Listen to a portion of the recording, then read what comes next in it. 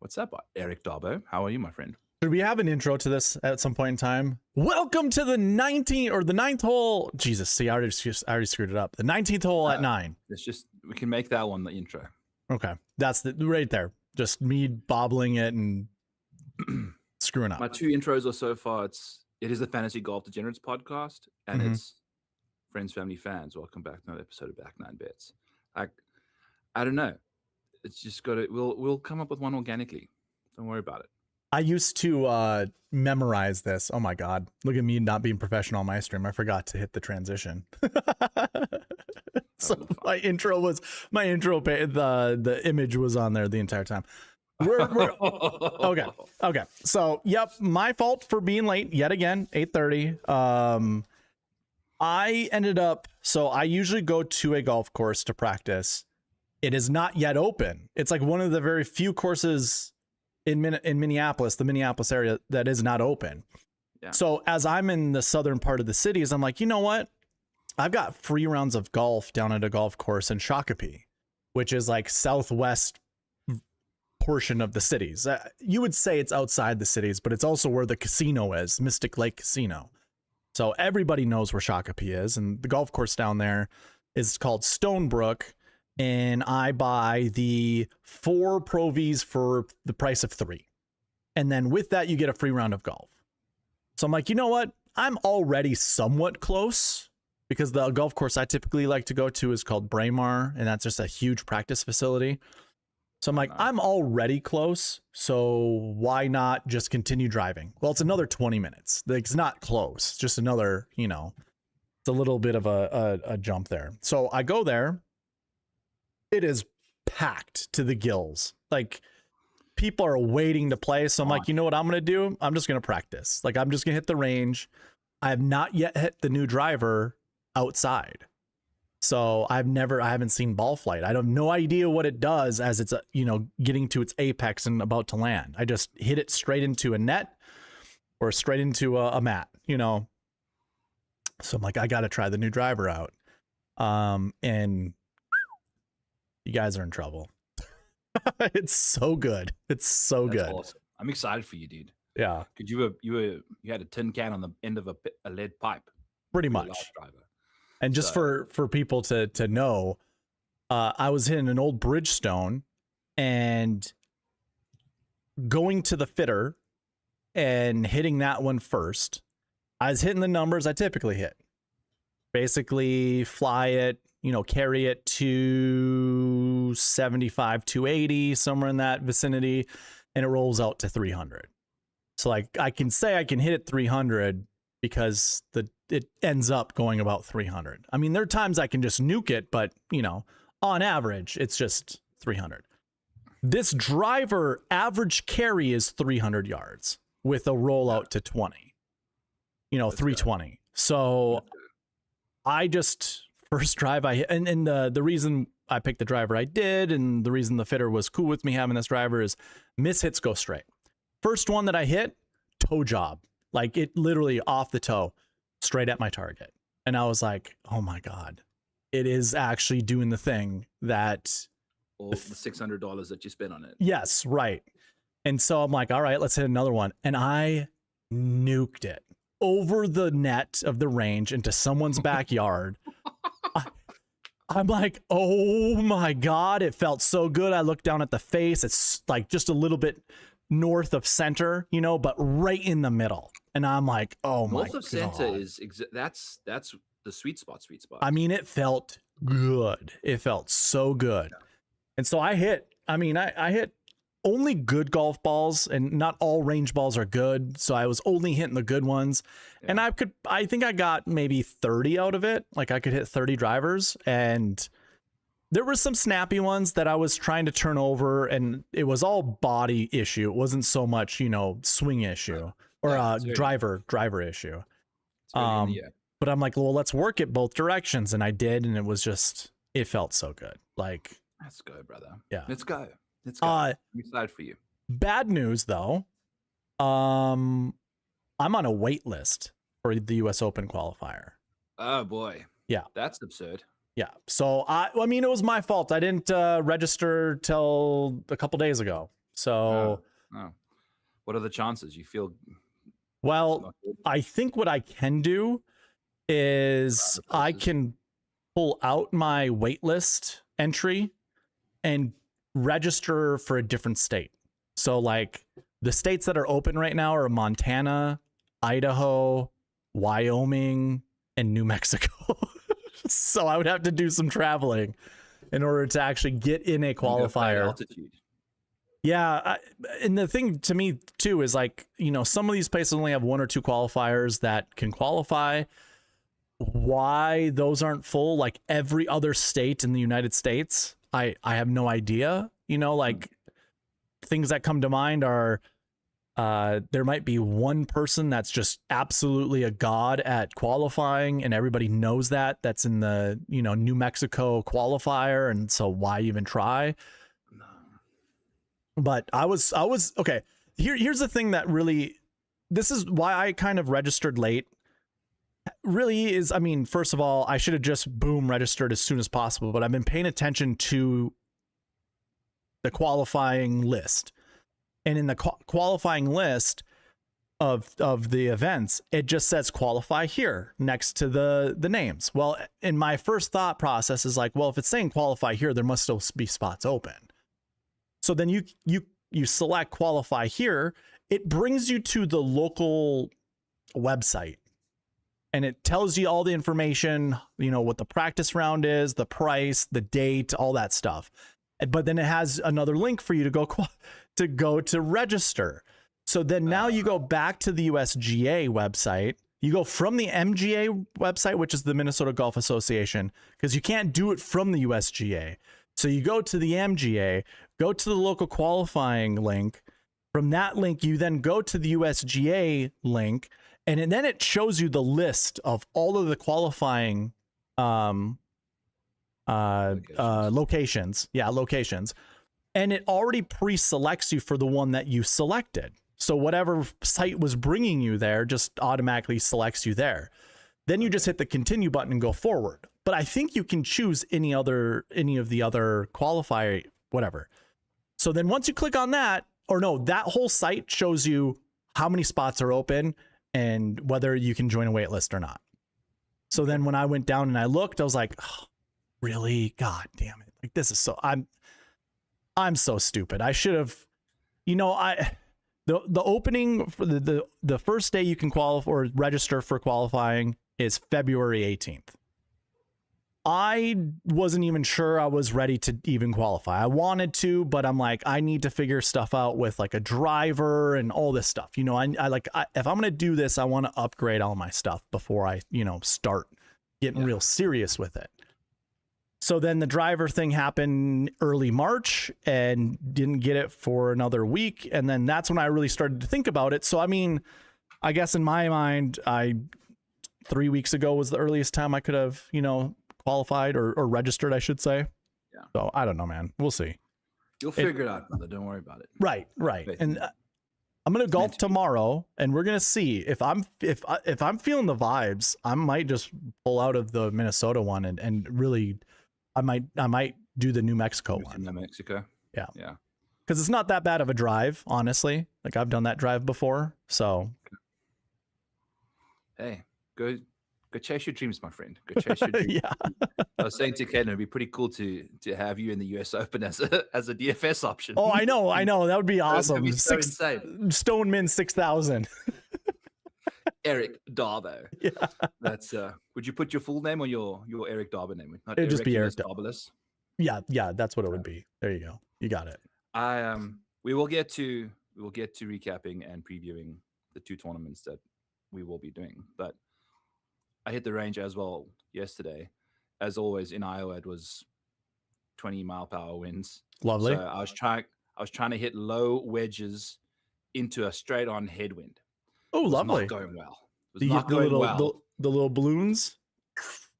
At times, the rocket ships. Also, I just immediately was just too high. You know, I need to work on my technique. Started getting my feet closer together. That started helping a little bit. You know, I was using my original stance, which would be probably outside my shoulder width for a wedge, which I don't think is the right situation. So if you want to hit it lower, you got to narrow the stance a smidgen. And I did some YouTube viewing after on the toilet to kind of just bought myself an alignment rod right then and there. And I'm using that to kind of give myself my hand, trying to pull my hands through a bit easier than get a little flippy. My hands get a little flippy. My wrists generate a lot of my club head speed, I would say, because my big muscles not necessarily, like if you take a look at my slow-mo of my swinger, my right foot hardly gets off the ground. You make a big turn though, so it's not just your wrists. I would say your speed generates from your torso more. Yeah, I would say your wrists too. I think it's all of it is a factor, but you got a big turn. I will say that it's definitely not my like hips, like JT and those guys. Their like toes are like they like got their foot up in the air at impact. Like whereas mine is still like semi flat-footed, which whatever, people aren't here to listen to all of that bullshit. But we're gonna have some fun. Got on the bicycle today to 24 miles, trying to get skinny. I think it'll be also helpful to stand a little closer to the wedge, because when you've got a full-on 40 pound barrel in front of you, you can't quite get there. Sis, going to Stellenbosch in the chat in 2 weeks' time. Send winery recommendations. I don't have any off the top of my head, but any winery we went to was awesome. Stellenbosch, if you're going to Stellenbosch, buddy, it's like going to Scottsdale and finding bad golf courses. Are there bad golf courses out in Scottsdale? I don't know, but I've never been. But you know what I'm saying? Stellenbosch is the place to go if you're looking for wineries. Cape Town is the place to go if you're going to South Africa originally. Don't leave that province at all, unless you want to go, for a couple days somewhere else. But I didn't even know this place, what this place was. I saw it on the chat and I'm like, I don't know. Stellenbosch, yeah. When I took Caitlin there for the first time, I was supposed to propose to Caitlin in South Africa, 2017, or it's 2016, summertime, December time. For winter break, we went back there. I lugged a wedding ring in a box of CPA cards, like cheat sheet cards, the flash cards that you have to study. I took one box that had all the cards in it, and I took another box that had like a fake top, and I had to put golf balls and a golf club and a perfume, like a baby perfume in there, and the box that had the ring in it, and fake covered it with the other cards, and I pretended I was going to study on vacation, but I didn't even touch those cards. That's awesome. She was not surprised either, but I then got pulled over at TSA or customs or whatever, and they went through the checkpoint and they pulled me over to like unload my bag, and she wanted to stick around, and I just freaked out, and I said, no, go. Like, I don't need you here, because I would rather just like piss her off and like really be rude to her. Oh, for sure. Yeah. Yep. I would find the ring in the bag, at a freaking airport, like check-in. So went to South Africa. My parents, I told them, and they said, no, you got to go back to Iowa and propose where her dad is. Why? So we came back and proposed in Iowa where her dad was. I already got his permission and everything. And your parents told you couldn't do it there? So old school, dude. They're so old school. South Africans are so old school. But anyway, came back, proposed to her. 22nd of February was her birthday. We were sitting outside in t-shirts and shorts. That's 2 days later, I was expecting to propose in like nice sunny ass weather, like it was blizzard. And while I was proposing to her, some guy showed up with a snow shovel. That's right. Yeah. Looked at the camera, looked at us, like having like an intense conversation. Looked at the camera, looked at us, grabbed his shovel, started shoveling around us. Like he's in the video. You just hear. And then eventually I say, hey buddy, I'm proposing right now. He's like, oh, okay. And then he like pushes the snow like around our feet as he comes by us, and then moves out of the frame. And then you can still hear him just going unbelievable in the dude. background. It was epic proposal video. I'll have to share that at some point, but that's hilarious. All right, 15 minutes into the show, let's get into Gary Woodland. Yep. Let's talk about the recap. Incredible stuff. I'll share my results from the week quickly. I Mhm. realized that I've got a couple actually that are wrong here. Let me just do Houston. And then I lost zero 0.9 units this week. So it was like no blood, no foul type situation.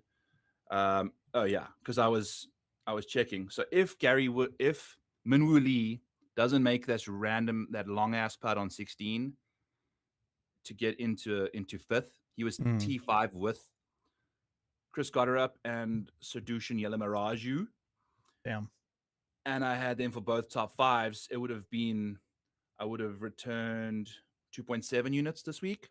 Minwoo Lee got into the top five and got them into T6, and that's a 3.7 unit swing, Yep. 3.6 unit swing, and then there's a full 10 unit swing over here with Nikolai Hoygaard not coming home to win the tournament. Like I just I just can't find a winner right now, Darbo. It is what it is. I did my best. He beat everyone by like a million shots except for the one fucking guy that beat him. Like, and I was honestly thinking about betting Gary Woodland last week, and I said to myself, if he gets under the gun with all of this stuff going on in his life, there's no way he's gonna like handle this stuff. Turns So out, turns out having this issue is probably the biggest thing that's helped him get through this because in all perspective of it all, winning a golf tournament is like the fourth and most important thing in his life right now, kind of thing. Like maybe even lower. It Battling through PTSD and getting out of a brain surgery and all of that stuff is like that's the battle that he's won some of them and he's still battling the others. I can't believe he won this thing. It's incredible. so I was before I went golfing, I was updating everything that I could possibly update. I've been working on new tools on my website. It just got to a point where I'm like, I gotta go. But as Yeah. I'm doing all this stuff, I'm watching and I'm listening. And I think Gary had gotten to hole what ended up being drivable 13. Was it 13 today? Was it Today? drivable Yeah, par four? I think so. Yeah. So I watched pretty much all the way up until that moment, and then I left to go golfing. And I was thinking to myself, because they were already talking about it on the broadcast about, being open and the PTSD stuff. And I thought to myself, this is such a good reminder, and this is what I thought, is to bring it up to you. And this is something that I think we both do quite a bit when it comes to playing golfers or not playing golfers, is getting attached to a narrative to some extent. My narrative was, because somebody in my chat last week goes, what do you think about Gary Woodland? And I said, I'm not touching Gary Woodland. Like, and what I mean, I need to do a better job of basically saying or deciphering one of the two. I don't know if anyone's asking me, should I anchor my lineups around Gary Woodland? But oftentimes when my chat says, what do you think about golfer A or golfer B, I know when it comes to building lineups, they're going to anchor around those golfers. And so I personally don't feel comfortable. Last week I was like, no, I don't like Gary Woodland because of the PTSD stuff. Like, you never know. Yeah, we just don't know the extent of how much this affects him. And like, he kind of did his post round presser and was talking about how he's still struggling with it. And it was just a Flare up on good Friday day. afternoon. He said Sunday. He said Sunday. He was like, it was just a good day today, which means it was also a good day Saturday. It was also a good day Friday, and it was also a good day Thursday. It was not a good day on Friday. Oh, wasn't? He said the final 10 holes of Friday's round, a couple spectators got too close to him and he had a flare up of hyper vigilancy or whatever, Yeah. and managed to get it home, land the plane, Yeah. and then like bawl his eyes out in the locker room afterwards, because that's kind of like what happens. Like he has this like immense emotional reaction to it all, and he can't like release the feeling of hypervigilancy without crying, it seems. And he managed to get home, and it sounds like post. The thing is, I've been playing Gary Woodland because his numbers have been looking so good. And then with the PTSD, news and whatever, I was like, fuck, I can't continue playing this guy because, sometimes when the pressure gets the most intense, it's going to be a problem. But what I was thinking about afterwards is shout out to Kenny Kim, my co-host on Fantasy Golf Degenerates, who's hit now 3 outrights in a row. I think I've hit 3 outrights on the Fantasy Golf Degenerates show, like since you started it last year or 2 years ago? 2 years ago, dude. I don't know. I just can't do it. So I'll be reducing my units to win 5 units instead of 10. So that my exposure, I'm like down 22 units in outrights since the beginning of 2025. 22 units, dude. That's so now 2 winners gets me back to -2 units. Yeah. I could have been to -12 now if Nikolai came home, but I just can't seem to get the guy that's in contention across the line. I always am the guy that's losing in the playoffs. I'm always the guy that's second. It is what it is. I know it's not my strength. I saw your tweet about wanting to cash out on Nico, and then I saw the dude or one of the guys was giving you a hard time, like this is a tout or whatever, blah blah blah. Like I think you requoted your tweet, and I know exactly where you're coming from because you've had such a string of bad luck. Like, I was going to ask. It must be someone I've blocked or muted. Maybe it was. Yeah, maybe it was because it was like. Who was it? I'll have to find. I don't remember. Okay. Golf Gambler, Golf Better. I don't remember. There's one that you can tell me. I could probably figure it out. Maybe I didn't see it. Anyway, whatever. What I was, getting at is I have been finding reasons not to bet. I mean, the reasons to bet Gary Woodland were overweighing the one reason not to bet him this week. And I'm not going to lie to you. I definitely thought about betting him at 80-1. It's like a very fair number. He leads the freaking field. He leads the PGA Tour in ball speed. And that was like the number one prerequisite that we needed for success this week. If you take Data Golf did something, they analyzed, I think the 33 guys that I'll have to find it. I think I might have retweeted, but of the 39 guys that are short and accurate hitters in the field, I think 7 of them gained strokes or something ridiculous. I don't know the exact numbers, but that was the general premise there, is that you needed to be long because Nikolai was hitting it all over the map and then hitting it stiff from he would carry the trees that the short hitters that missed the fairway would be underneath and things like that. So we all knew. I mean, if you look at my card, it's like everyone is Nuke City here. It's like all these guys. By the way, Alejandro Tosti, course history, trying to, he wasn't playing fantastic entering. Yeah. But again, I only laid like a unit, 0.8. But if he won this freaking tournament, I was cashing 5.52 units. I'm down 25. I'm up 25 if he somehow wins the tournament. And I only had to lay 0.1 unit, $5. So it is what it is. Marco Penge, shout out Marco Penge, was T6 after round 1, missed the cut. So that top 20 was toast. That's insane. Because he was 7 units. He was looking so good. He's playing good golf. Yeah. Played great in round 1. I was like, yes, baby. Like, this guy's going to contend this week to win this tournament, especially after a 4th at the Valspar and a 16th at the Genesis. He was like starting to rack up top 20s. Just randomly misses the cut. Completely misses the cut. Whatever. Ricky Fowler was T11 after round 1 for a top 20. He missed the cut as well. I watched his round of golf. Some of the most pathetic golf I've ever seen.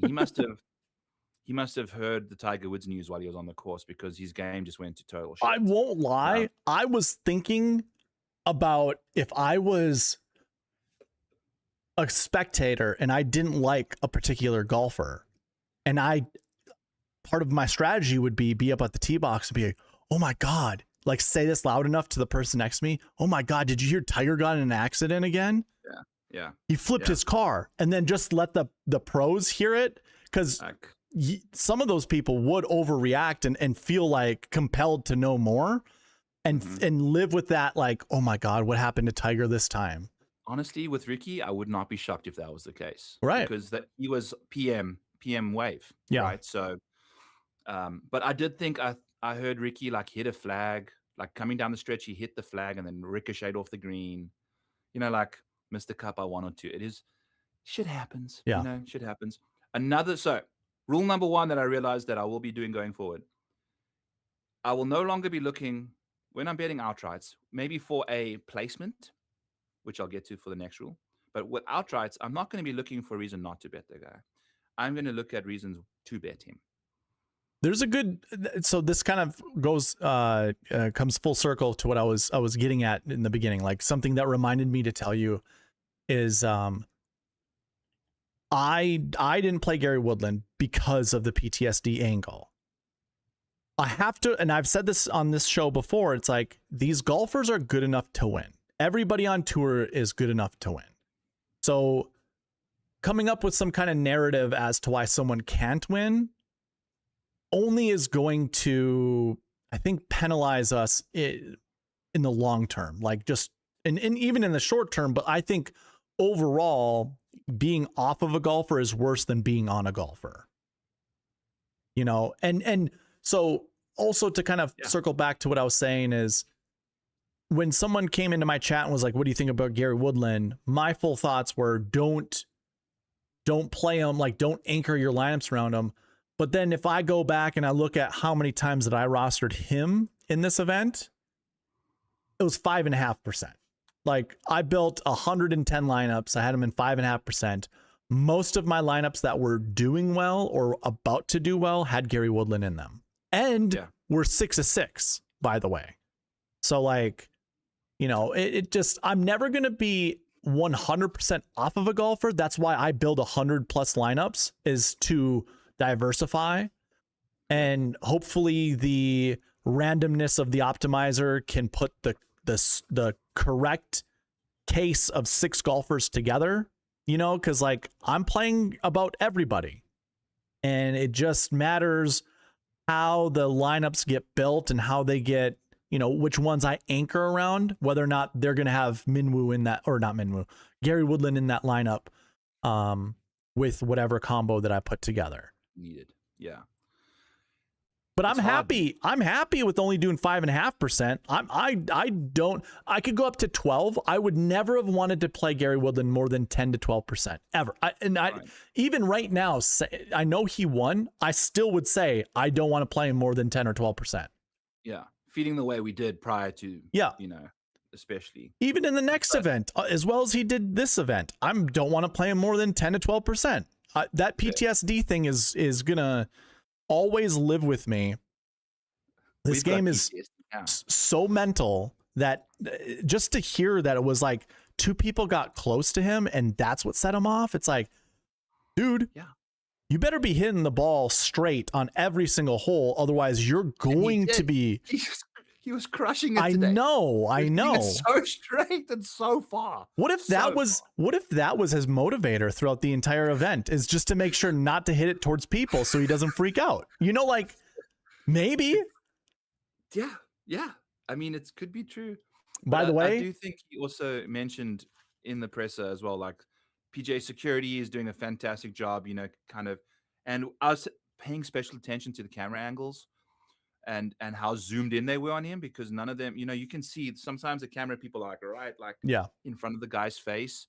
I think with him, they were probably told, okay, zoom in on him and make sure that you're at least like 10 yards away from him. You don't get in his bubble. I think that's probably a very much, this is why he said what he said. I see. That's why he came out with all of this stuff, is so that he could succeed. Yeah. And it's worked. Like if he kept this in and every time a camera got under his grill, under contention, and he has like a flare up, having a flare up like this under the pressure of winning a golf tournament, I would imagine would have him just eject like like you can't expect him to play. I might actually provide a different perspective on that, because when you said Friday, this happened Friday that he had his flare up, he finished his back 9 4 under. 4 under. He finished that back 9. He teed off on 10. No, he teed off on 10 on Thursday. Okay. So he teed off on 1 on Friday. So like I looked into it, because you can see what I'm doing behind the screen, whatever. So I wanted to see where he teed off Thursday. He teed off in the PM wave on hole 10. So then he was in the AM wave Friday and started on hole 1. He finished birdie, birdie, birdie. Insane. So here's there's a different perspective that I'm going to bring on this. Fight or flight. When you get yourself into fight or flight, I think it can either scare you to your bones or sharpen your wits. You know, like, so if he was able to finish like this, something must have went, phew, you know, like just narrow and just tunnel vision. Focused on what I need to do and then get the fuck out of here. Like that had to have been it. Because otherwise, if you're scared, I mean, you've had bad thoughts on the golf course. Like if any of your family members are sick or whatever, and you find out on the golf course, there's no way you're finishing that round of golf feeling good about yourself. If you finish your round of golf, you know, and if you're not feeling good being on the golf course, you're not going to play well. Yeah, it's insane. Well, this is the thing. This is the speculation. Does it hurt to be on him? No. Does it hurt to be off of him? Yes. It ruined my Nikolai Højgaard win. Right. You know, like when I very easily could have been on a Gary Woodland situation. So this is the speculation that we have to deal with. By the way, I'll get to some other guy here shortly. But my second thing a rule that I have is if you're coming off an injury, if you just had surgery to remove stones out of your dick hole 2 weeks ago, don't put 2 units on the guy. What am I doing? I don't know. Playing Ryan Fox. Like, but again, I was trying to not overthink things and say like, okay, it was just a minor surgery or whatever. I don't even know how big the surgery was. Why am I laying 2 units on this guy? I would have had a profitable week if I just didn't play Ryan Fox this week to win the tournament for first round leader, for a top 5 and a top 20. And so rule 1, don't find reasons not to bet somebody in the outright market. You know, lean on the reasons why. And then if you're playing the placement market and you're trying to be ultra passive aggressive, don't play injured people in the stuff. Like, even though the number's nice, like, I mean, Ryan Fox, before the players, dude, he's been playing fantastic golf, like consistently good golf. And then kidney stones, boom. You know, like he missed the cut at the players and now he missed the cut here. And so fun stuff. Then Jason Day was my stat fish of the week. Guess what Jason Day did this week? Changed his entire equipment with his irons. Did he really? Yes. Okay. He's changed his irons. He's playing graphite shafts now. Like, he had some interview that he was using like crazy. Like, it almost sounded like a NASA interview. Like, prototype Bryson 2.0, like, you know, optimal 3.0 or what. Like, he was using these random ass things for like these new shafts that he's put in the driver and the irons or whatever in the irons. And he says that the irons are now sitting square to him versus the previous settings that he had on them. It was like off, and he's been playing like shit. Changes the equipment, boom. But how the hell does one find out that Jason Day has graphite shafts in his irons? You know, like, or just knowing that he had a club update or a club change or whatever you want to call it. Like, Jason Day this week is playing with different irons. Like, that would be nice. That would be good to know. Gary Woodland, by the way, changed putters at, I think, the Players. And he went from a putter that was lined up 3 degrees open. So he found out that he figured out that his putter was lined up open. And so he went to that center shafted putter that he was using. And now it lines up square. He's making everything. Yeah. Well, he did make everything. Yeah. It's insane. This is the stuff. So there's some edges in golf. One of the biggest weather edges is weather. If you over the books, weather over DFS opponents, you know, to some degree. Mm-hmm. And then I think the next edge to be had is having supreme background information on these people. Like, finding reporters and journalists that there's someone that I follow that I know shares equipment updates, but he's not going to update. He's not going to update us with every single person that's changing their stuff, but there's relevant people. Someone would have to go out there with a pen and pad or iPad or something and just look at, Johnny Kiefer Okay, last week he was actually hitting Titleist T150s. Those look like Titleist T100s. Is that a black shaft versus a steel shaft? Okay, he's got kind of a different shaft. Because a lot of times you can't just ask somebody, hey, do you have new clubs or whatever? They're like, get away from me. I don't want to talk to you. Seriously. And they won't disclose injuries. Yeah, You know, right. like the fact that Ryan Fox was trying to pass the kidney stones before the players should have been relevant information. You know, regardless, the only way we find out is through his Instagram. He's laying in bed with bandages everywhere. You know, like this is the situation we're dealing with, man. So that's like Aldrich has changed his putter, and he's been putting badly all year, kind of thing. But it is what it is. I chased him. I also want to bring up Harris English, who I cashed his top 30. Nice. Outside, Darbo can ask you a question. Outside of the players where he missed the cut, what is Harris's English worst finish this year? Outside of the players. 22nd, 24th. We talked about Harris English a few weeks ago. I can't remember what it was. It's like T28. Yeah, it was in the 20s, somewhere in the 20s. What is his best finish this year? Was it? I feel like it's one of those trick questions where it's like his best finish is actually 22nd, but I want to. It's 21st. Okay. Like, or 22nd. I can't remember the exact number. So he's just a king of the mid 20s. Yeah. Or T30s. Yeah. I bet him T30 this week. And beautiful, dude. Like, that's your new Sex Panther. If you no, he is like inside the top 30, like legit 100% of the time. One time wasn't though. It wasn't. Correct. And I was on him at the players too, on the top 30. But I got redeemed. I got my unit back there on him for the top 30. But if you've been betting Harris English to finish top 20 this year, you are 0 for 8, baby. Like, but if you've been betting him to win top 30 bets, you are making money. It's just insane to think about. And I will be continuing to bet him top 30 going forward, just because. Why the hell not? It hasn't changed. Then we kind of recapping through my betting card here. We'll get to your DFS stuff now and some of my showdown. But I had Chris Goddard up as a round 4 showdown call, him and Yala Maraju for both of them. I mentioned already Minwoo good choice, jacking them out of the top 5 by one position. They both finished T6, and I could have had a nice week. But I had both of them in my showdown. I turned my $50 into $100 in showdown, for today. So beautiful. I had a couple. Obviously, the peripheries around them didn't quite show up, but Jake Knapp, I caught around Jake Knapp in round 3, and his core unraveled in round 3, and then goes and ties the course record the day later. Yeah, shot 77 or something like that, and then 62. Like almost a shot per hole worse the day before. Insane stuff with Knapp, who now is just rattling off top 10s like a son of a butt. So that happened there. Shout out Alex. Davis Thompson continues to be mispriced, in my opinion, the wrong way. I think he's hot garbage.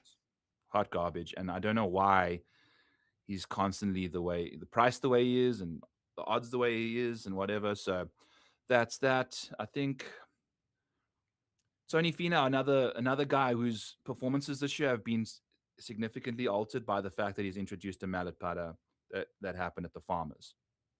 Since then, take a look at Tony's putting. Brian Kirshner was bitching about Tony Finau missing 5-footers. At the time, Tony Finau was 5th in the field in strokes gained putting. I don't know what he ended up with, but he's up here. Okay, he must have fallen backwards because he kind of went backwards a little bit. But the first couple rounds, he still gained strokes putting. 1.8 in round 1, 1.8 in round 2, lost a fraction in round 3, and then gained no, I'm looking at the wrong names. There's Tony. So he's doing great. Like today he hemorrhaged strokes on the greens and still gained strokes on the week, because anyone that had a TON in their name lost strokes except for Tony.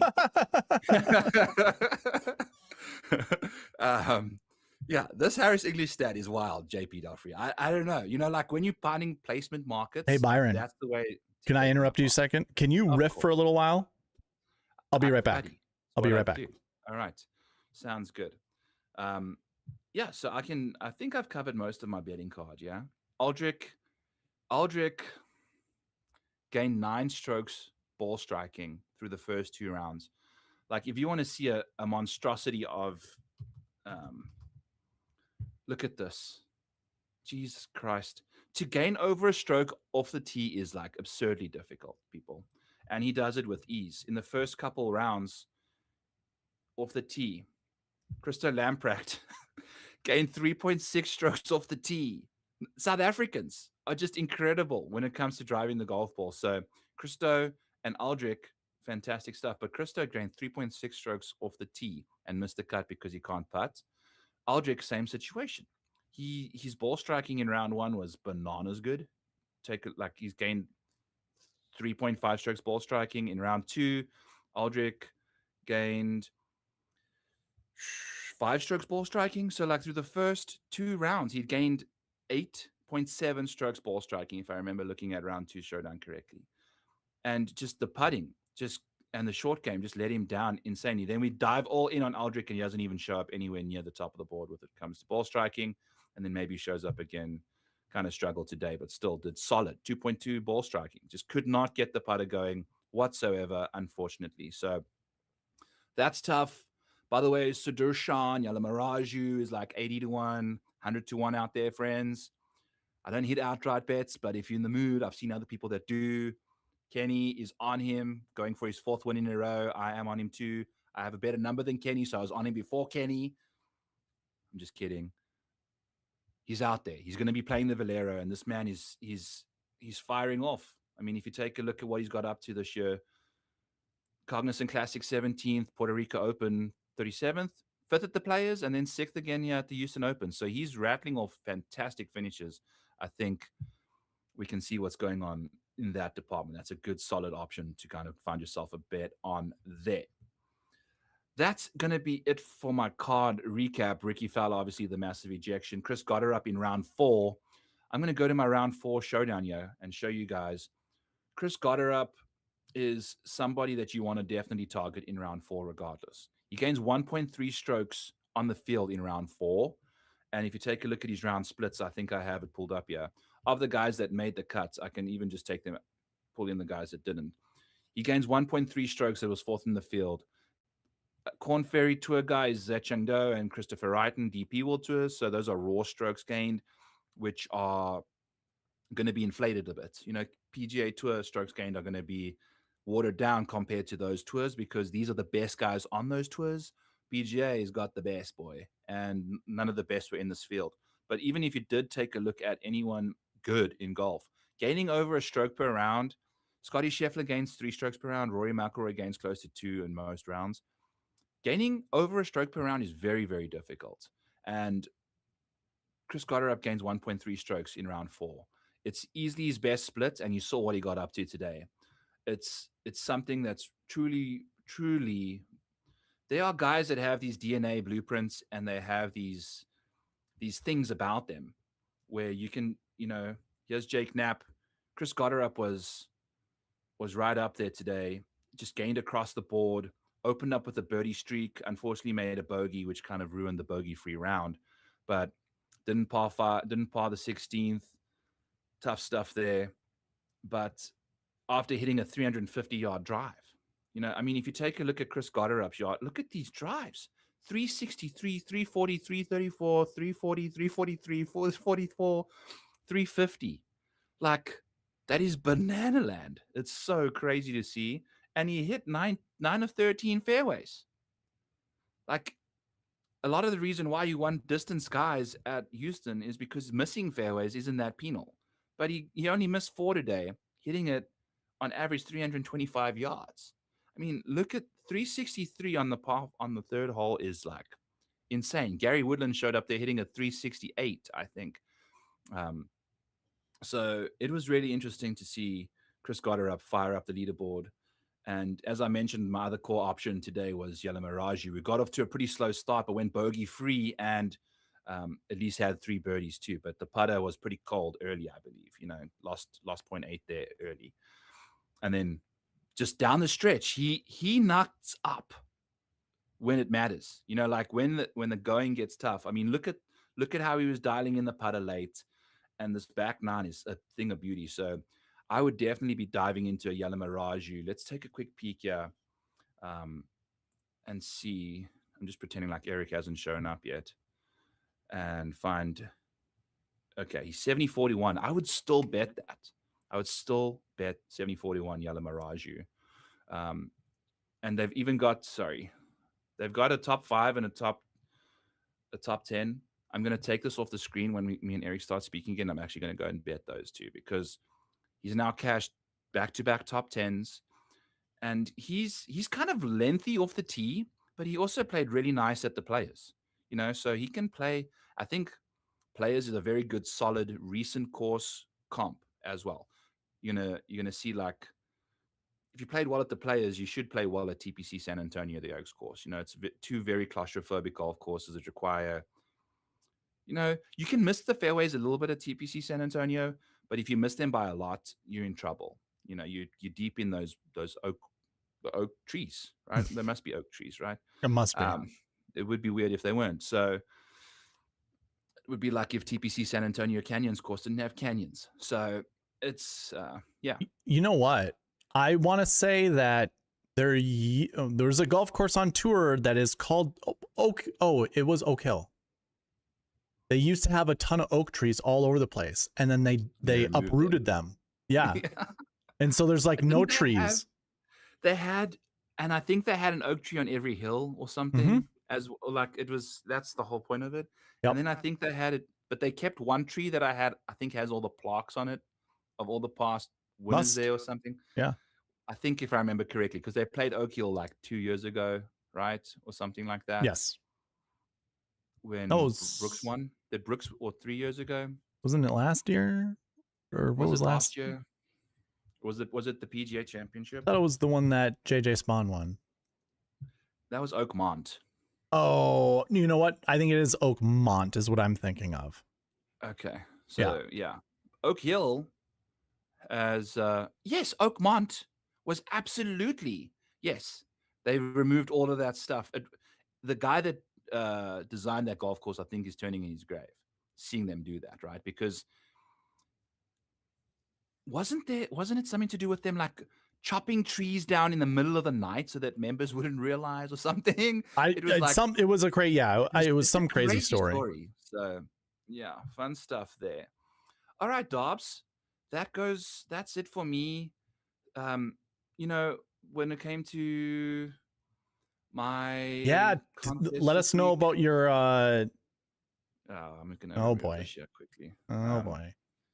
Well, you didn't know my passwords. You can email me if you want. And ask me my password.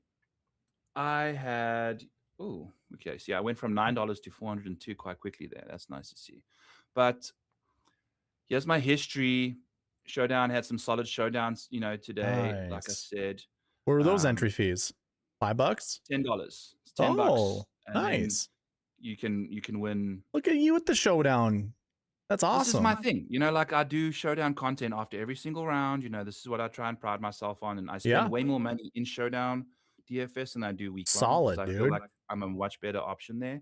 So where did I finish here? I finished 19th out of the 1,000 people. That's awesome. I had Goddard up and Yellow Mirage over here. Aldrich was in it, and he bowled out today. Only 6 birdies and 3 bogeys. Still going to get you a lot of points. Johnny Kiefer was a bit chalky, but he did good. Tony Finau, that was it. There's always one guy in your lineup that nukes it, and it was Tony Finau. If he just averages, if he gets to Aldrich's 45, call that another 20 points. I get to 328, and I'm like sitting second if Tony just gets it together for me. So the more entries you do, the better. But I only did 5 entries. So I am updating, not so much updating. I'm creating a new like showdown tool. Yeah. So because when I look at showdown, I was building some showdown lineups last week. I didn't do anything this week. And I went to my website, and I have the round by round information there. So when I go there, I can use all the filters that I want, but to get round by round information, I have to go through a couple different loops or whatever, and I don't care to do that. So I just want to find an easy way to go, click on a button, just look at all round one information. Like what's their best, what's their average scoring, or whatever their average score is on round one. What's their average? I do not want you to put average scores in there. I want strokes gained instead, because average score means nothing because you don't know what course they were playing. You'd have to figure that out. Strokes gained makes it easier. Okay. Yeah. And I mean, relative to the guys most of my tools are going to be exactly the same as you see them. So like my cheat sheet, how you can cycle through, you can look at the finishing positions you want. You can look at the fantasy scores that you want. You can then get into the strokes gained stats. So like there are going to be buttons that you can push to only see that information that you want, so, so that's something I had already started, or I've started to work on. Hopefully I'll have time this week to get it done. To talk about what AJ said in the chat. He was on DHSR, but I said he sucked. I did not say he sucked. I just said, like, I remember you saying it, Darbo. You play him if you want. Like I don't find anything spectacular about DHSR. I'm just not gonna play him. Yeah. Someone in my Discord asked me about Sanjay, and then I said, I'm not playing him, but it's showdown. Play wherever you want. Yeah. It's literally one round of golf. Anything can happen. And then I always say, when I say don't play somebody, I say #famous last words, because that way I'm covering my bases. I guess if I did say that DHSR sucks, then so be it. I said it, I guess. I don't know. I don't remember saying that. But I recall you saying something about I say the shart. Yeah, and that's right.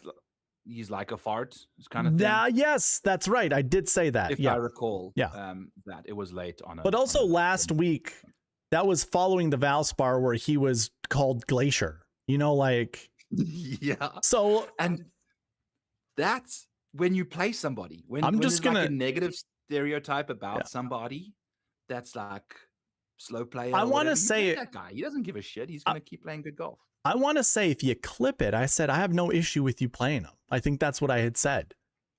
Yeah, we're not worried about it, dude. Yeah. No. I know. I just I like to be held accountable, and I also like to be transparent.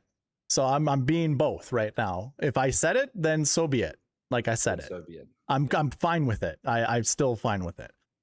Okay, so for me, when it comes to results, I had a juicy lineup right here. It was a 6 of 6. It had Gary Woodland in it. And just before you continue, this is what Darbo does. He does winner take all contests. He doesn't play. You don't play too many where you're getting money for second. God, I wish I could. Right?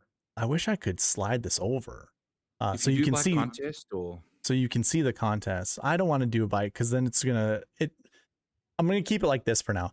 Okay. So this first one is a mini max though. So I do GPPs, but okay. I'll tell you the same one I'm in. Right? Yeah, I'll tell you right now. I entered 20 in there because that's $10. I don't really want to spend an arm and a leg to play that. I max enter the dime time. I max enter the quarter jukebox. That is $2 for dime time, $5 for the jukebox to max those out. So that's $7, and that's 40 lineups that I create. Dime time can get you back $100. The quarter arcade can get you back 200 or 300 depending on how big it is, and the quarter or the mini max is $4,000. And I do one drive the green contest. So I'm just giving you kind of my whole strategy, but most of kind of what you mentioned are these winner take alls. So like you can see some of these have the same amount of points. These are my points that I scored. I have this sorted by points, 555 and then 542, 534. So you can see how many points I scored.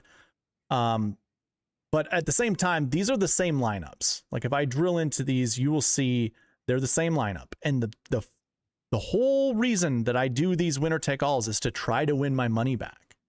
So just to show you guys how much I invested, $69.95. So basically $70. So if I got $100 back, I'm profiting 30. That was kind of the whole goal. You guys can see how much I ended up winning at the end of the day, or at the end of the tournament. It was $19.69, but I had a lot of bullets that were close to getting me back my money. And then this GPP was nice because, like I said, it was a good lineup. Rasmus was kind of my dud. And Adam Scott, despite getting an ace for me, just had a terrible round 4. So, like, if he can just shoot under par, -1, he gets the all rounds under 70 bonus. That's 5. And he's inside the top 20. That's 5 points. Yeah, he'd get a couple more points that way. Just so we could get him up to 90s, and that would give me 7 more points, 603. So now I can sit up here in like top 100 place and get a little bit extra money. But like Rasmus was the thing that kind of hurt me the most. Yeah. Vegas, by the way, not so bad. I had the winner. I had first. I had second. Goddard was third at one point in time. Like I was feeling really good about this lineup. I was thinking if the right things fell my way, good things were going to happen. But yeah, what was 603? 18 points or $18 I would have made, I guess, if I could have bumped up. But yeah, winner take alls. These lineups, I had 6 of 6. This one did not have Gary Woodland in it. This is one of my higher scoring ones, but I had no chance to win. This guy just crushed. Crazy 611. I'm not going to go through all the other ones, but there were some that I was really close. If Adam Scott would have played better, if Minwoo Lee would have played worse, those types of things, if they would have happened, these lineups, one of them would have cashed. But that's just how it goes. That's golf. Like it is what it is. So yeah. I obviously lost $50. So, but that's not terrible. I won a good chunk at the Players, I want to say, or it was the week before or whatever. So the balance is still okay. I get to go into that. Hopefully I can pad my bankroll a little bit because I love going all in on the Masters. So it's 2 weeks time. I know. The Masters is 2 weeks away, man. I haven't had a drink for all of March. Nice. Then I'm going to just chill out until the Masters. I'm maybe going to drink the first week of April. I've been grilling a lot, so I might crack a beer while I grill and do that. But kind of just smash a couple clamatos early and just get buzzed off my face like Tiger Woods early on a Thursday morning. And I do want to talk about the Tiger Woods thing. We can. I'll do it after I plug this. Okay, go for it. You don't want to talk about Tiger while you've got this up on the screen? No, not right now. Might not be good SEO, I don't know. So for people on my channel, they already know about this. I have a win the pot giveaway. It started at $20 and I add $2 for every new subscriber to my channel. I started this giveaway at 892 subscribers. I'm at 909 right now. So that's 17 additional subscribers. Do the math. That's $34 added on top of the 20. So the pot right now is at $54. Someone is going to win $54 regardless. The only way that you can win is to be subscribed to Sweet Spot DFS. And then if you want an entry, comment on any of the videos from here going forward. Whatever I post, and I'm actually going to post some of those strokes gain videos during this time between here and then. Makes a lot of sense to do that. So then get comments on those, but any video on my channel that you see posted basically from this last Tuesday forward, I will say this. The past videos, they've expired. Commenting on those aren't going to get you any new entries into the giveaway. Comment on any of these future ones, including this one. This one here, that's going to go on replay. I know I got people in my chat right now that are chatting it up. AJ, I'm sorry, I have not had a chance to look. I see he's blown up my wall. Commenting on both. Shout out to AJ. Yeah, that's the real winner here. Yeah, is people in both. But I'm going to do this giveaway Tuesday at 8 p.m. Central Standard Time. So be there. I'll do it within the first 10 minutes of the live stream happening. So get your entries however you can. I'll just say this. The best way to do it is just be there. Like subscribe, watch the videos, comment on them after they go live. And then while I am live, I'll do roll calls and I'll say, okay, here's your chance. Get an entry into the giveaway that's going to be running. So, yep, that's it. That's what I have for the Masters giveaway. It was a good segue from what we were just talking about, the Masters being 2 weeks away. Love that. I love that. It's the best. It is when Caitlin was scheduling stuff for us, she's like, I know the Masters was this weekend.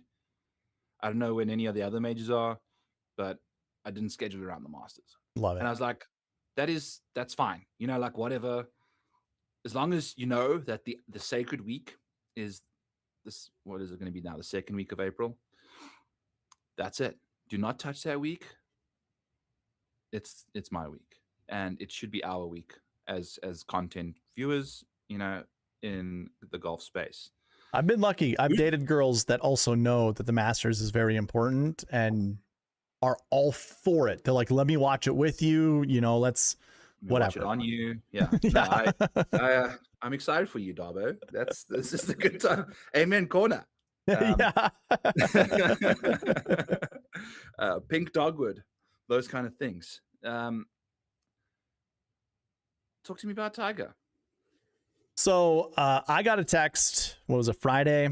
My dad sent it to me. Was just like, Tiger was just in another. He was in another accident or whatever. His car's flipped over, and my first response back to him is I said, I hope narcotics weren't involved, because if they are, he's a lost soul. And so then my dad said, yeah, he got arrested for a DUI. And I already knew that was for pills, you know, like, yeah, he's blown 0.00 in every single one of his DUIs. Yeah. So it's like, I think, you know, and then I told a friend, and the friend goes, why doesn't the guy get a driver? That's been the whole thing that everybody's been saying online, is just like, why don't you have a driver? I am a firm believer, when he crushed his leg, they were talks about amputating. I feel like they didn't amputate because Tiger still wanted a chance to break records. He still wanted to chase the majors and stuff like that. Still wanted to be a competitive golfer. Like, I get it. That leg is just completely fake and manufactured. I think he has to take anti-rejection pills. Like, this is, nothing has been confirmed that I've ever heard or seen.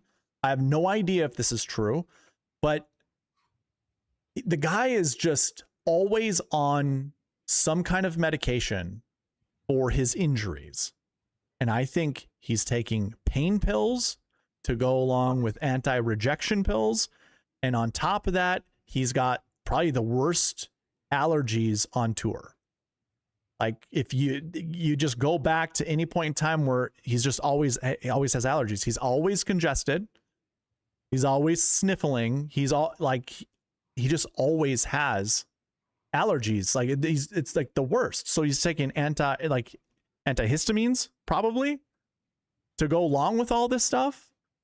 I just don't see how the guy's never going to be on a cocktail of medication that isn't going to fuck him up.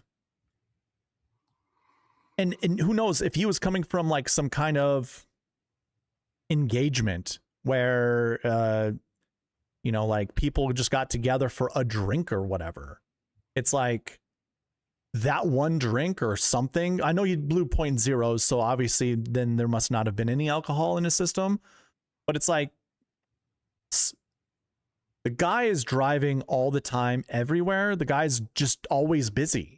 If you just pay attention to what he's doing, he's got his foundation stuff. Like, he TGL. There's a lot of things that he is still involved in, and he's always moving. So something must have happened. And I honestly think he is always riding the razor's edge when it comes to this type of stuff. Always riding the razor's edge. So I told a buddy of mine, it reminds me of like an 80-year-old driver on the road. You're getting to a point where you should no longer be able to drive. You know, especially like if it, again, what I hate about this is actually going to go into what I really want to talk about, the whole Dan Rappaport thing. This is going to go in like, there is not enough transparency with Tiger on any of this stuff. And it's not that he actually has to be transparent with any of it, but holy hell, would it just be easier? Like Gary Woodland. Yeah. I'll say this right now. I don't fucking care about Tiger Woods anymore. He is a loser. Right now, he is a loser. I can't stand him. I can't stand all the stupid garbage that he's doing. You know, like there was a point in time, like the whole cheating thing was like, you know, a nerdy boy who's getting all this attention, you know, like he can't handle himself, blah, blah, blah. I can make all the excuses for, like I made all the excuses for him back then. Now it's just like the guy just, I don't know, man. The part of being a man is being responsible. Like, can you just be a bit more responsible with your life? And not get people like, because he put someone in danger. He got in a car accident. He put himself in danger and he put another person in danger. He's just going to continue to put people in danger if he's going to continue to, you know, take all the pills that he does. And now to go full or go back on the whole Dan Rappaport thing. Actually, not so much that, but the people who defend Tiger Woods, it's like, what for? You know, the whole PGA Tour does this too. Like everybody. So what power does Tiger Woods have on the PGA Tour right now? That's kind of my question, is like, what is it that Tiger is doing currently? Because I told my buddy, I don't really care about Tiger Woods anymore. This is a Scotty Scheffler show. Give me all the Scotty all the time. I want to see more Scotty on tour. I want to see him dominate. Give me more of that. Give me more Jake Knapp. Give me more Gary Woodland hitting 340-yard carry drives. Like, I want to see more of that. Show domination. Show the best golf in the world. I don't need to watch, and I know this is going to sound crazy, I don't need to watch a has-been on the news. Was once the best golfer in the world. Was once someone that I would have said nobody could even get close to. But he is making such poor decisions that you have 100% control over. You're a loser now. Like, you're a loser. I can't stand it. I can't stand it. You used to be an idol of mine. You used to be a hero, whatever. You're a fucking loser. I have been thinking about this for a long time, and I'm not going to be speaking on Tiger Woods because I will say this, though, because there are people out there that will not watch my show anymore if I have to say the things and by saying this, I'm saying it anyway.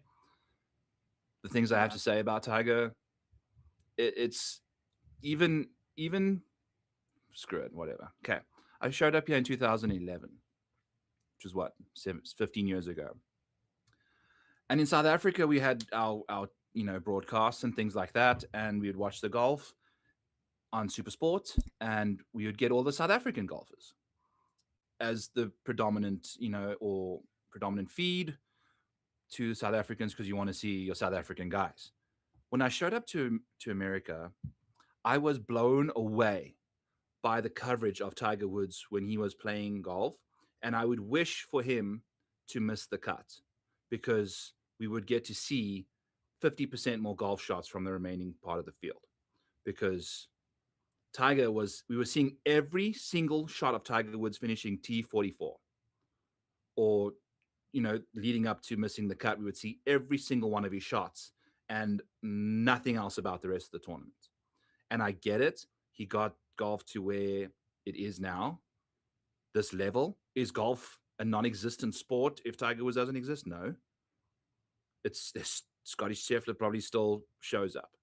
And I could probably put Scotty Scheffler's words in his mouth and say that he's not quite, he might say amazing things about Tiger and pretend like things Tiger's done in his past don't matter. If I know who Scotty Scheffler is as a human, he has got zero respect for what Tiger Woods has done in the last 20 years, because he put people's lives in danger with this driving situation. He's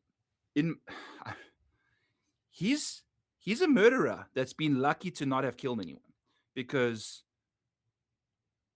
if you're driving 80 miles an hour in a residential area, you are you are not planning on trying to kill someone, but you are doing the very much you are running around shooting bullets,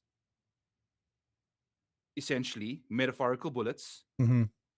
with an 80-mile-per-hour projectile that will murder anything that comes in its way. We've seen.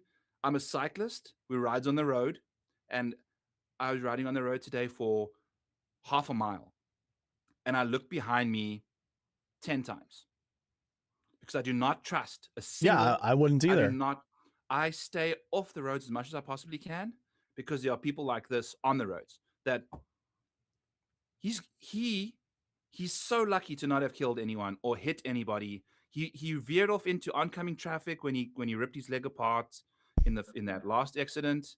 Like, imagine there was another vehicle and he crashes headfirst 80 miles per hour into another car coming at the speed limit of 35. That's 101. It's like a 100-mile-per-hour accident, man. Mm-hmm. And there could be a mom bringing her kids home from soccer practice. He does not give a fuck about that at all. He doesn't give a shit about his child's life, who is now having to deal with all of this stuff that his dad's getting up to. And when it comes to sexually transmitted diseases that he got most likely from, he could very much be on antiretrovirals, Darbo, because he boned He so many could. prostitutes. Yeah, he could. Okay. Like, add that to the cocktail of stuff. He's on pain meds. He's on antiretrovirals. Like, he's probably got HIV. No one knows this. How can you sleep with so many random, like Charlie Sheen has got fucking AIDS, I think. So how can you do this and put your wife's life at risk? Because if he was sleeping with her, why would he want to just put a condom on all of a sudden if he's not fixed? You could be transmitting diseases, dude. Like, you could kill your wife slowly, like by literally loving on her, like, and let's be honest, it wasn't even loving, because if you're doing that after knowing where your dick's been, you are literally poisoning her, essentially. So my opinion on him as a human is it's ground zero. It's grade A trash. Doesn't mean that I don't respect everything he's done in the game. But what we've seen, Dobbs, is Serena Williams can berate an umpire on a tennis court and treat him like he's worthless and get away with it because she's Serena Williams, and her being part of the alpha she is on the court, part of being the alpha he is on the golf course, is having this alpha mentality and whatnot. And people are just so they are so prisoned by the moment and want to see greatness and things that they won't even give a shit about the morality of what these people are doing. And they get empowered by that because the repercussions and the consequences for anything they do, it's not even close. He wasn't even put in. He was kept in his. Scotty Scheffler likely was stretching alongside Joe Schmo in jail after he was detained. Tiger was not put in Gen Pop or anything like that. He was kept isolated because they know who Tiger, like getting special. Scotty Scheffler, of all people, they didn't know who he was. Right. These are two of the world's best golfers. And there was a video on Scotty getting pulled over. And so like you can say what Scotty said, you can actually compare that to what the video shows. And it's pretty close. Scotty said it in his own words. It pretty much happened the way Scotty said it did, but there was a little bit more entitlement that I think that came with it. Like, well, he's arguing his own case. He's not going to give you like the absolute facts. He wasn't lying about anything. No. And I was saying, I don't think he was lying. I think he, yeah. I'm not gonna get into the minutia of that. So I've got someone in my chat talking about how, like, pretty much talking about forgiveness and how we should forgive, Tiger when the moment comes to that point. I don't have an issue. Okay, my big issue is this. You're a person of power. You're a person in power. Everybody is protecting you. Everybody is, masking all the things that you've done. I don't, to kind of what you said, like, the guy's a monster.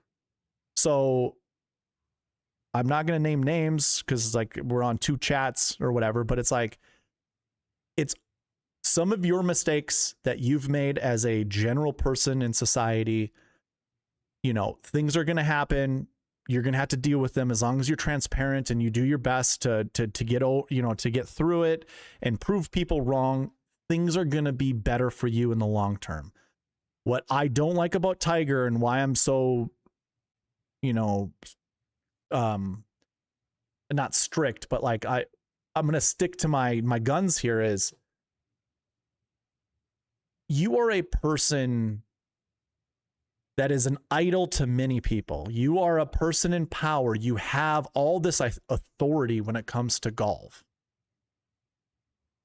What comes with that is responsibility. You are supposed to be responsible. If you are not, you shouldn't be in those positions.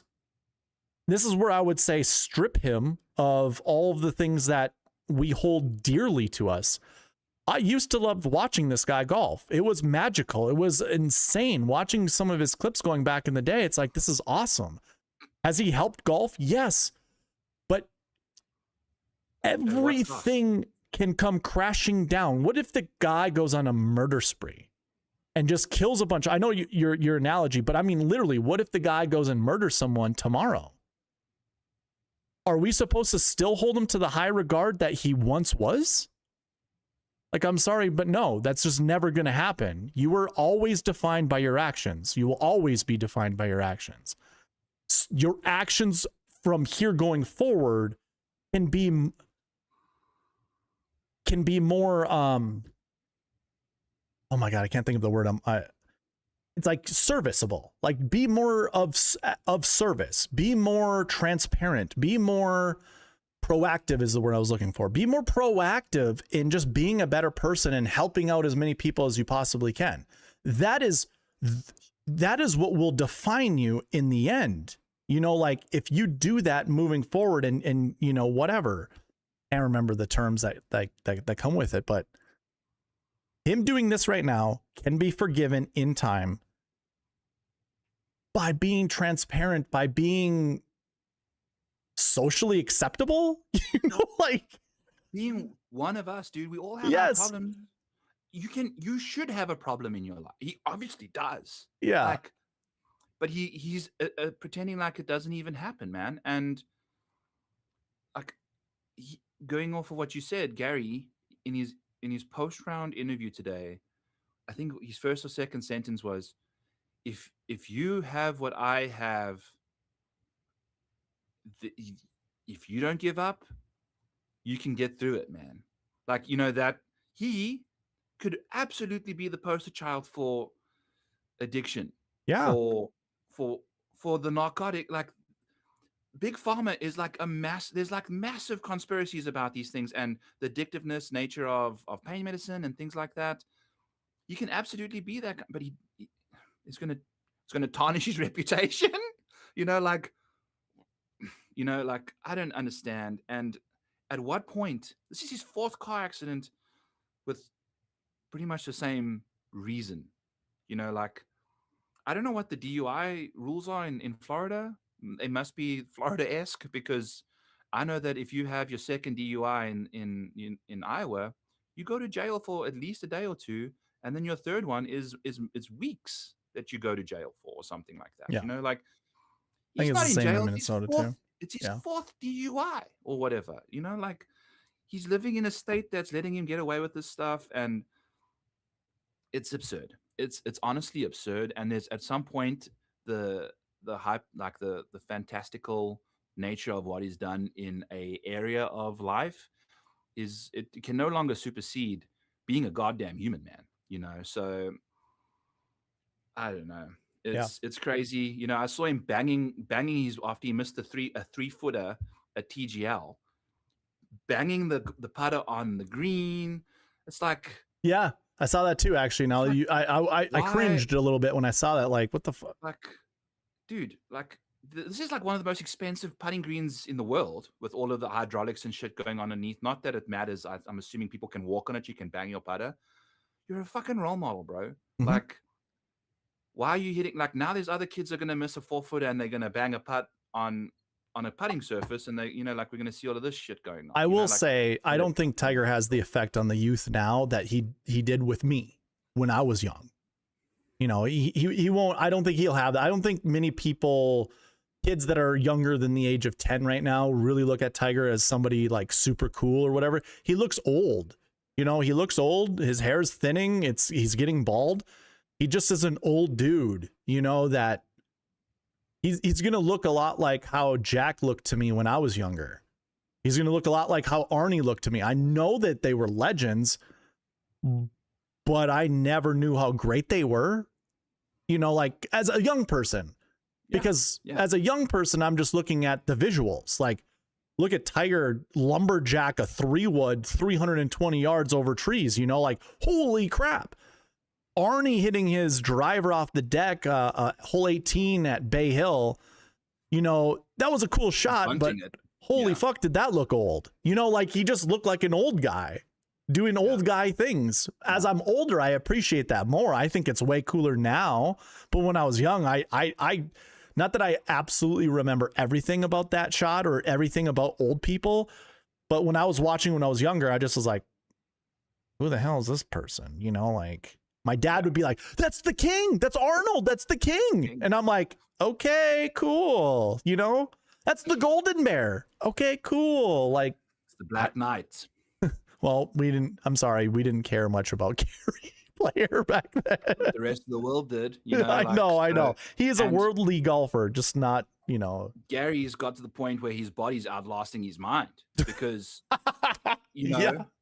unfortunately, he's lived too long that his brain is still stuck in the year that he was like brought up in, and he's not realizing what he's up to. But one more thing before I'm done with this is the guys you've just mentioned. And there's people saying that because of Tiger's stardom and blah de blah, you don't get told no, you don't get told, like you've lived this like superficial life essentially because of your stardom and fame. We've seen lots of athletes do this, like the route that Tiger's down. We've also seen lots of there's Jack Nicklaus is sitting next to the side of the Memorial 18th green with Barbara next to him, having lived a long, faithful life. I don't know. Yeah, right. Right. We all assume it's been a very faithful life. He seems like a very genuine guy. Yeah. Like he is the equivalent of Tiger, in my opinion. And he's got his shit together deep into his 80s or 70s, whatever his age is now. The fact that we're giving him a pass for being a superstar, granted, I think Tiger was a bigger superstar than Jack because of the era he grew up in. Yeah. But still, dude, there's Derek Jeter he's got it, for the I don't know. I know what you're saying. Putting names out there that have issues as well, but not nearly like this. But they're consummate professionals. So even if they have issues, that stuff is, I guess, not super public. So if there's like relationship issues, we're not going to know about it because they're handling it like adults. They're handling it, behind the scenes or whatever. Yeah. If there was infidelities, that's happening behind the scenes. They're keeping that under wraps. It's not public. They're not getting into car accidents, leaving, the house that they were just sleeping at or whatever, like they're not making dumb adolescent mistakes. To some extent, now I think about it, Tiger just never seemed to have grown up. Like, there's that one documentary that kind of bashes him because he's just trying to be like dad, like he's trying to be like his dad. And it's like, there's probably a lot of truth to that because that's his role model. All the stupid decisions he's ever made in his life. I'll even go all the way back to when he was running in combat boots. And the fact, like the Green Beret, again, I don't know if this was even true or not, but like he went to that military training thing and the people there were like, what the fuck is this guy doing here? And he just got to pretend to be a Green Beret for a while and then left. Yeah. And then that's on the army or that's on wherever to be like, no, he doesn't belong here. But I think it was a favor of a favor of a favor. And that's how we got into it. Power is a wonderful thing. Power corrupts and power corrupts absolutely. Or whatever, that's right. Like that's right. That's how it is. And unfortunately, he's a corrupted file at this point, and I don't know if there's repairing it because it's him. He is the only person that can hit the reset This is factory where settings. I'm going to actually come back to what I was saying about your actions define you. Society gets to put criticism on him, and it should. Society should tell Tiger, this is not acceptable. You are not above anything. This is where I'd actually go back to the PGA Tour as the society. Stop fucking sucking this guy's dick. Like, Yeah.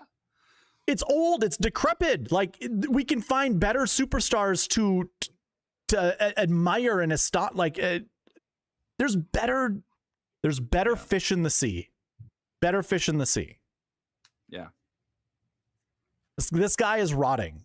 And by the way, I hope all the best for him. I want him to get better. I hope he can turn it around and become, a better version of who he ever was. Not just, better right now, but ever was. And he can be transparent. I'm trying to think of like things that like Kobe did, or gosh, I can't think. I mean, like when Tiger came back after a lot of his injuries and he was laughing and he was smiling, and the Kevin Na putt that happened on 17 at Sawgrass, that was a transformation, in my opinion. That was a transformation. Tiger can now just let it go. That competitive, like, I'm gonna beat your face into the dirt mentality. All right, you're one of my friends. Let's have fun out on the golf course. Let's enjoy ourselves. Let's hit some crazy shots. Let's hit some awesome shots and go on. That was a lot of fun to watch. But to your point, Tiger could be a role model or a spokesperson for drug addiction. Like, hey, these are the pills that I'm currently taking. Like, I would love for him to come out and be like, I know I shouldn't have. I know I shouldn't have. What's that? He never pisses because he doesn't want what's out there. He doesn't want it to be out there. But why not? Like, unless it's just absolutely illegal. Sinuses you can get sinus stuff going on, sniffles from the white stuff. True. He's jacked as shit, dude. He's like, I wouldn't be shocked if he's on steroids. Yeah. Like, maybe. He's massive. Like, you're doing all of this stuff. When are you going to the gym? Yeah. Like, how are you going to the gym when you're all fucked up like this all the time? Like, yeah. And how are you getting as big as you are with? Yeah. And like, again, I think the only way to redeem himself is to come out and just be absolutely transparent. Like, he doesn't have to be, I guess he doesn't have to be 100% transparent, especially if there's weirdness that comes in, that's involved with, like, I don't know. Like, I don't know. I guess I don't know what could be, but like, just tell us you're on a cocktail of pills that just inebriate you to a point that you can't drive and that you shouldn't drive. Tell us what those pills are, if they're legal. If they're not legal, tell us that you need help and get checked in, like rehab that shit. I'm tired of seeing this stuff. Like that, when like I said to my dad, it's like, it's a lost soul. I had zero like sadness in my heart. That was my first initial thought, was I hope he's not on narcotics. Yeah. And all I meant by that is, I hope he's not on pills. I hope drugs didn't cause this accident. And then to find out that it did, it's like, go figure. Go figure. We all knew. Everyone knew this. The reason he gets in accidents is because of this stuff. And that comes back to my responsibility argument. It's like, you should be so much more responsible than you are. Like, be better. Just be better. I get the fact that, like, when you are inebriated, your decision making is impaired. Right. Obviously, doing 80 miles, triple the speed limit. at some point you're sober, bud, and you know what you're doing, and you know what you did, and you know what you're going to do. And I guess I see AJ or yeah, I think AJ mentioning he's a 7 year sober, Mm-hmm. and I just gave up drinking for March, so I know I'm not an alcoholic. Like I just gave it up like that. I do drink a lot, and I enjoy drinking, but I've said to Caitlin, if I ever have a moment where my drinking has me get even minorly aggressive towards you, or if I drive home, I've had a couple drinks and driven home a couple times, but I know where my limit is. I won't ever, like there's times where you're over the limit, and there's just no way I'd ever drive, ever. Like you can be I think an addict to some degree, or a drunk, or a pulled up popper, and still function semi responsibly. Like Like I it's said, weird, I but think he has to take pills every day for his leg that he shouldn't have. yeah, and his muscles, and his diseases, and Yeah. like seriously, like these are being overlooked. It's funny because he boned a bunch of chicks, Yeah. but like there's other stuff that comes with that, man. Like I don't like how we any. protect him. I like the Riggs of Barstool. Go fuck yourself, dude. Like I can't stand Bro. that guy. What a Well, we all douche. know who he is. I know. Mean, What a it's been, fucking douche. we've all seen. I would not be shocked if Riggs slaps his wife around. Like after that kind of stuff. Like saying stuff like that. Yeah. Frankie and Trent must be making so much money for foreplay to have to deal with that guy. Like they don't even make sense to be on the same camera together, but they always are. Like Well, Trent also does his own thing off. I mean, he was the bag boy for Bachelor, Bachelorette for so long, or whatever it was. So he's been all over the place. So yeah. Yeah. One last thing, Dan Rappaport. Kenny made a post saying, I just don't get all the vitriol and whatever. Like, at least he's being genuine. My issue with everything, like us talking about Tiger right now, this is a choice. We don't have to do this. We don't have to talk about this. I even joked about it with my buddy. I'm like, if I ever become a somebody and this Tiger video, or me talking about Tiger online resurfaces ever, or is there a mafia in the PGA, on the PGA, that could just shut my shit down? Like there's kind of a weirdness that I think about with Tiger and just like why people protect him. But I'm like, this is a choice. I don't care. I'm transparent. I'm going to be honest. I'm also old enough. I've made enough mistakes, and I'm mature enough to know you should have a filter every once in a while. Like some things just don't need to be said. I've learned that over time. Some things just don't need to be said. When it comes to what Dan did, you don't need to post that. You don't need to have just gotten out of a fresh cry. That was a choice. That's a choice. What are you trying to prove? You trying to come on and show how emotional you are as a man? Are you trying to also show, like, I feel like there's different reasons as to why he posted that, and I don't think they're genuine. If he is a crybaby and he cries because of Tiger getting in that all the comments that came under Dan's post, I don't know if you read them. I read them. It's hilarious.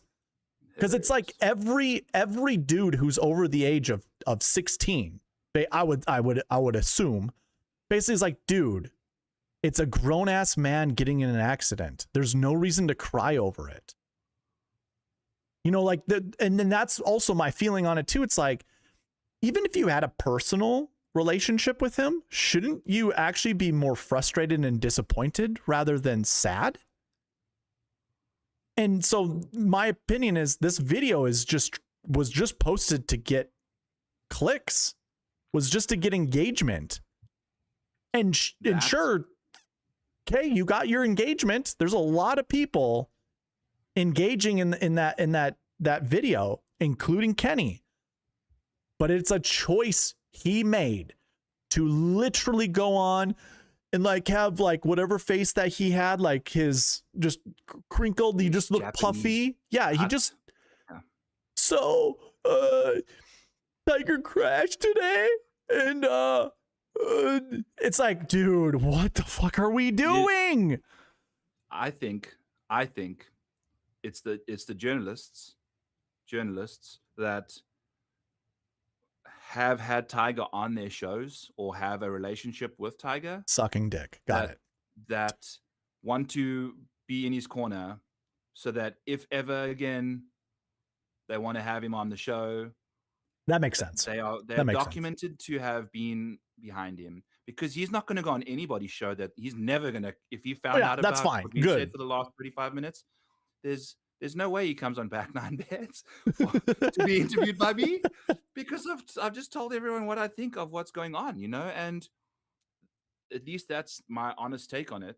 And that's fair. That makes sense. Probably people that are watching this that dislike what I've just said, and they won't ever watch the show again. So, I don't want people that can't distinguish between being a superstar and being a good human watching my shit anyway. So, I think that's probably what's actually happening here, is especially the foreplay boys will have him on and they do videos with him and whatever, and those videos get insane ratings and things like that. So for them to not have him in their corner would be very costly, and I think that's the reason, even if they're getting hate, but hey, it shows their true colors, and ultimately their views will take a hit for it because of what they've said. So here's what I'll say. I've also learned as I've gotten older, nothing in life is definitive.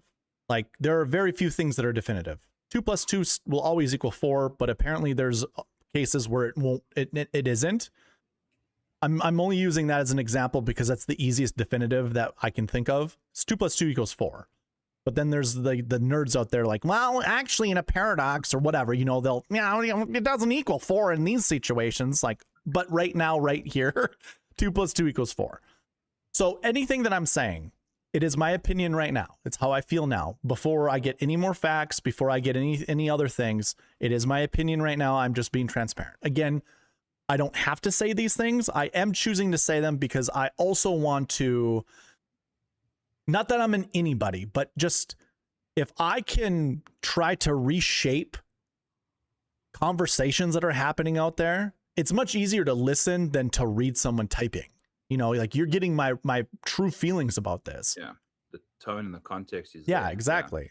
So like, that's why I'm saying it. And I would like, it would be hard to believe that there are people out there that are just okay with what Tiger did, or just at some level, just being like, whatever, who cares? Let him live his life. Let him just do whatever he wants to do. It's like, just like you had said earlier, he's driven fast enough to kill people. And he's doing this, and again, inebriation, that plays a whole thing in everything when it comes to like these decisions. You just don't know what you're doing all the time, but he has security following him around all the time. He always has his buddy McNamara always like right on his ass, where are these people to protect him at all times? Is he like a puppy dog that's trying to get off his leash? And if that's the case, then that means he's a menace, like. No. He's not a puppy dog trying to get off the leash. He's the lion on a leash that will bite the hand of anyone holding the leash right off if they tell him to sit. Like, that's ultimately the issue. Yeah. True. I think, like, the right people aren't holding the leash because they're too scared of what he can do to them, or not do to them, but he'll just cut them out of his life immediately, and then find someone that will be a yes man to him. And that's the thing, So anyway, moving on.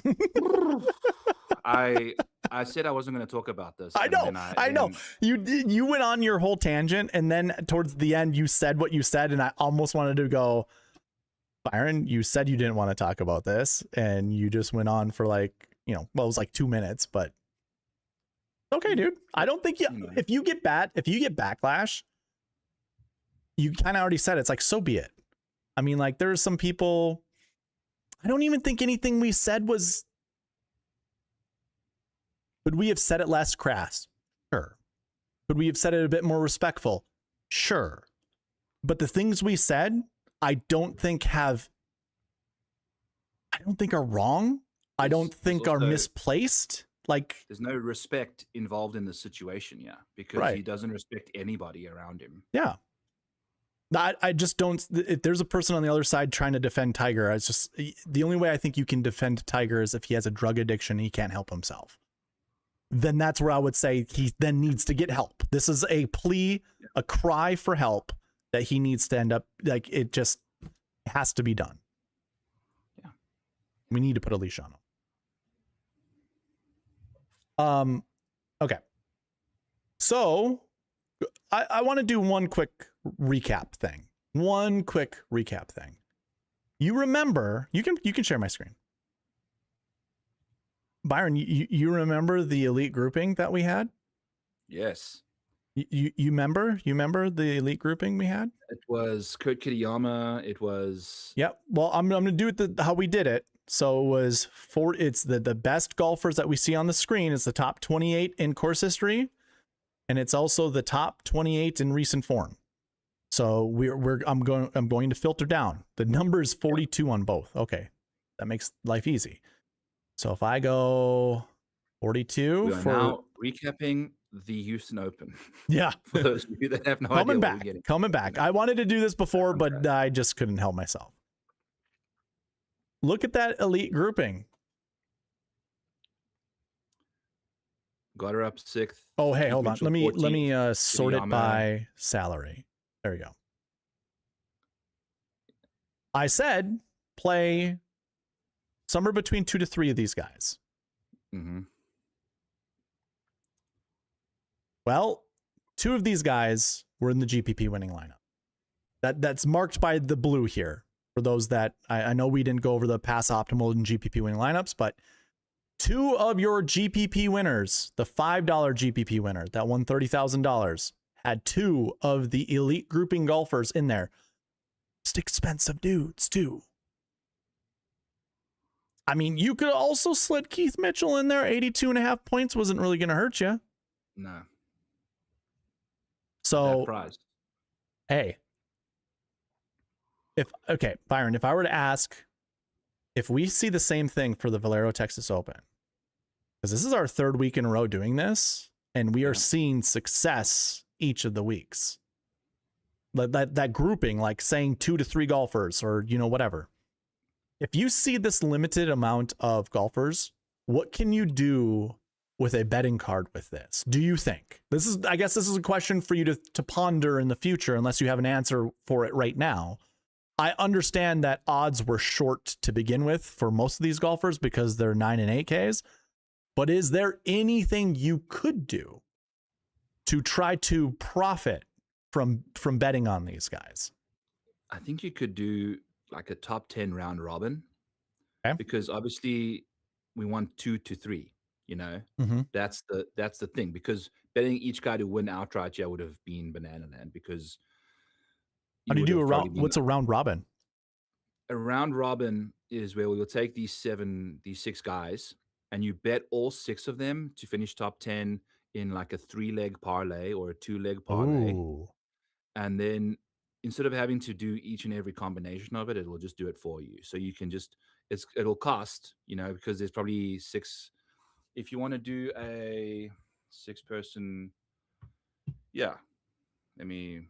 let's look at it quickly. If you want to do a quick, let's go. Are these like similar prices or no? Probably not. So what do you mean similar prices? Well, like what these guys were at Houston. I have no idea what Minwoo ended up being after Scotty withdrew.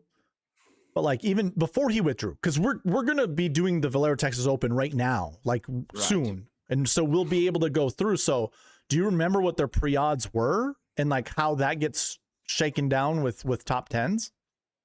Yeah, so I think I remember trying to look at Minwoo. I think it was like 5 to 1 for a top 5. So he's probably going to be like at least 2.5 to 1. Okay.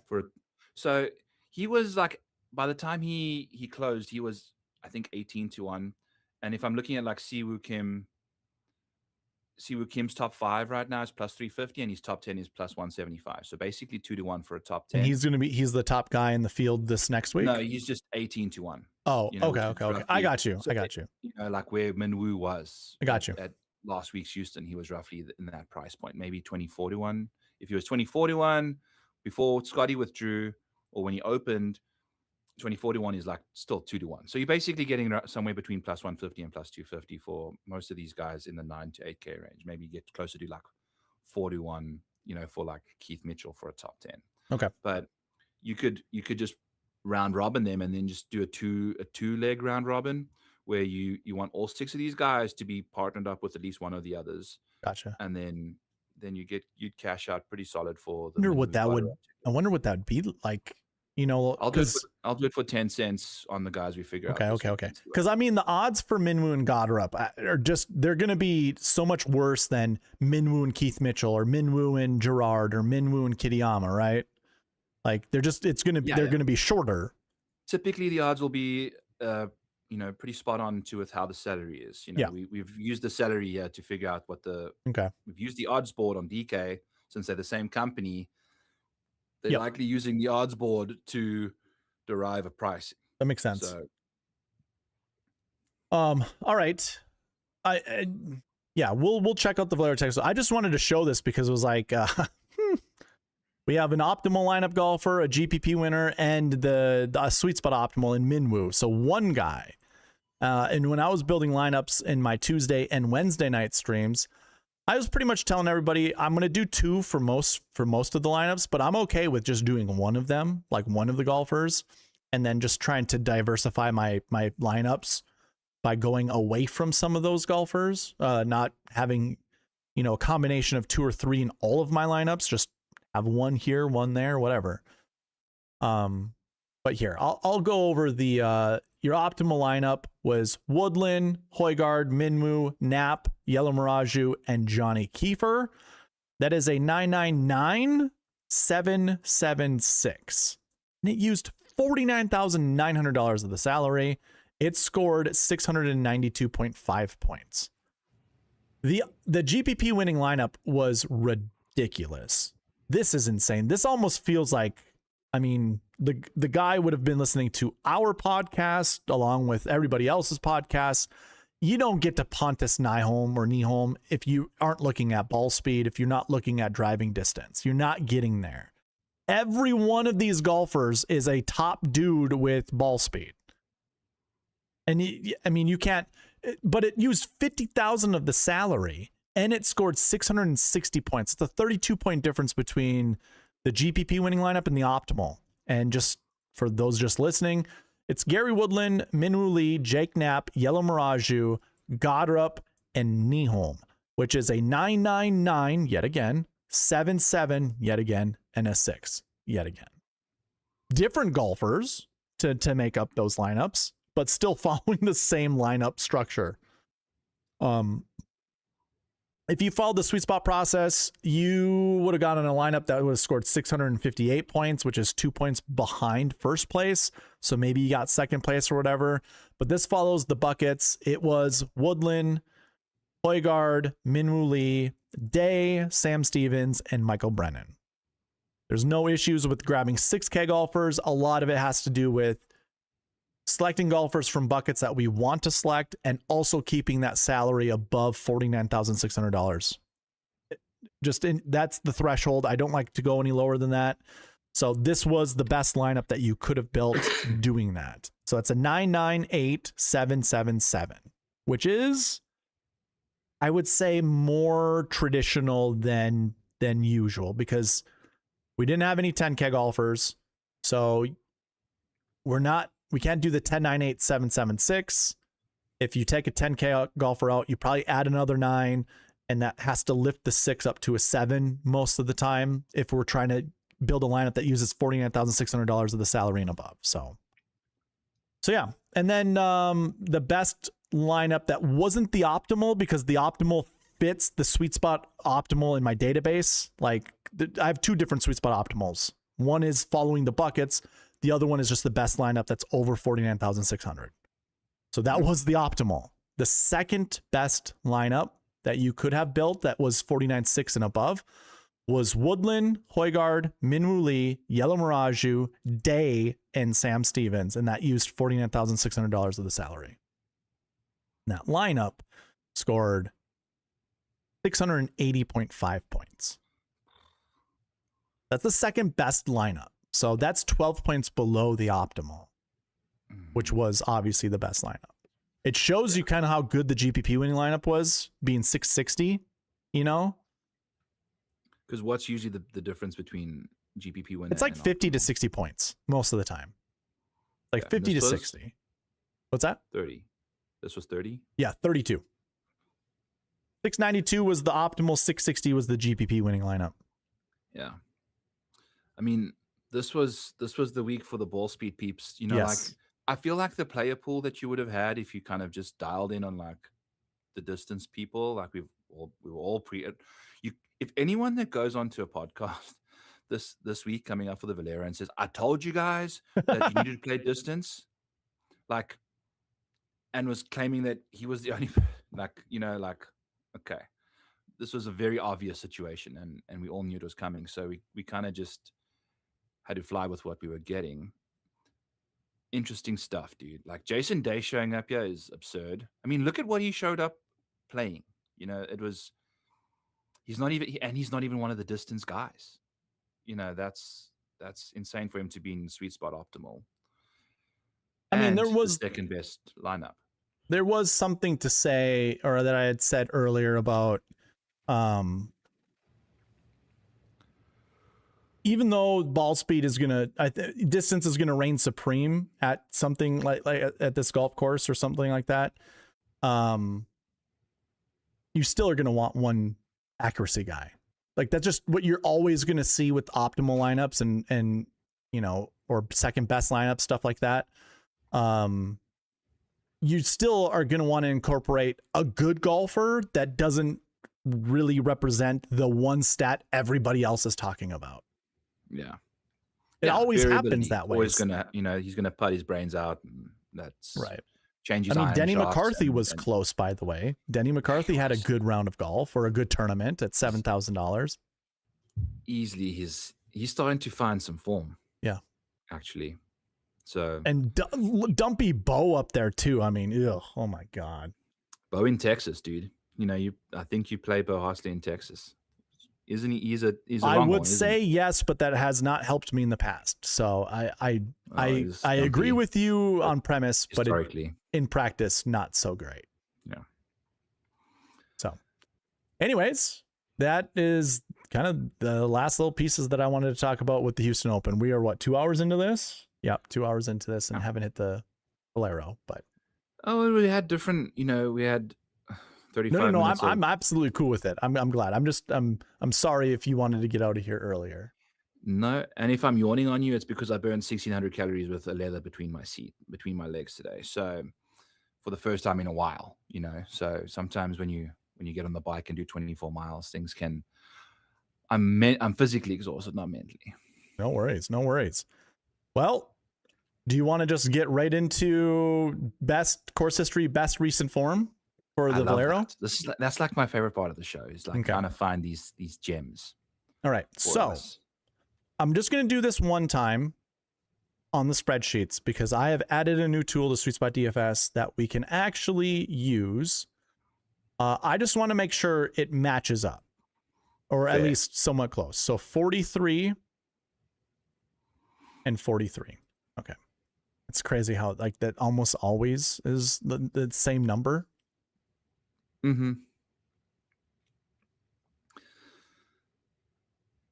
I find it fascinating with, you know, because it's tough to do that, because like recent form can be a lot better than course history. Yeah. You know, like, or I guess not. It's the same sample size of data basically, right? Yeah. Because unless you have, but course history can have a lot less starts than recent form usually. So everybody who is a member to sweetspotdfs.com has access to this new tool that I created called Lead In Stats. This is to look exactly like this, pretty much. Like I'm literally copying this entirely. So I can use the little filters here. Yes, they need to think. Okay. And it's going to be updated with the Houston tomorrow once you get the data. Oh, correct. Yeah. So those stats will be put in here. But like this recent form, we are looking at historical stats. This is historical Valero Texas Open. If we go to the cheat sheet and I go to next week, dang it. It should, okay, I'm here. Let me show you something really quick, Byron. I have a new button that I'm implementing. And this is the master's information right here. I don't have all of this conditionally formatted. You can see I have started. You're getting there. But dude, this it's a brute trying to condition Power BI. God forever. But if we take a look at the recent form tab, we have the masters in here. So the masters information will be going. I mean, I'm going to complete this tonight, everybody. So this will be available to you guys. You'll be able to click on the masters. I can click on next week and it'll just show us what next week is. Yeah. No, it won't. Okay. I have not imported the file after I've made the updates, so my apologies. Anyways, I guess like I was trying to think, it doesn't matter because we're just looking at the last 2025 stuff anyway. Yeah. Oh, I wish I would have had this in here for the upcoming, I'm very tempted to just refresh my database and put it into the Power BI and just deal with whatever nonsense it looks like currently, because it's going to have the Valero Texas Open. It will. It'll have that information. All right, Byron, your face has told me to just do it, so I'm going to do it. Okay. I'm also going to, I think Ernie wants his water bowl filled up. And I was distracted earlier because my child is screaming upstairs. You can't hear it, but looks like Caitlin has arrived. So okay, we are good to go. Okay. Take a little break. Sip some tea. I've got some peach and mint tea infused together so far. Delicious. Well, this gives me an opportunity to talk to my chat. What's going on, guys? Nikki, I've seen you somewhere. I don't think I've seen you on my podcast ever. Coming in saying that I sound soft as fuck. I had a subscriber subscribe and then unsubscribe. So the Tiger conversation has made some people. I mean, I know. I don't care. I don't care. It's part of the problem. Yes, agreed. I'm curious who quote tweeted me. Yeah, I wish I could tell you. Well, this isn't updating with my information. What the hell? All right, I guess not. Never mind. That's a bummer. Okay, so here we go. Lead-in stats. If you go to the website, because this has been updated, lead-in stats, put in the filters.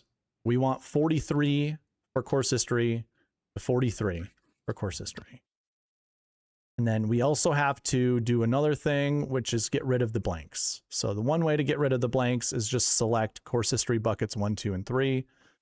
And then that will remove all of the blanks. We should get the same golfers. So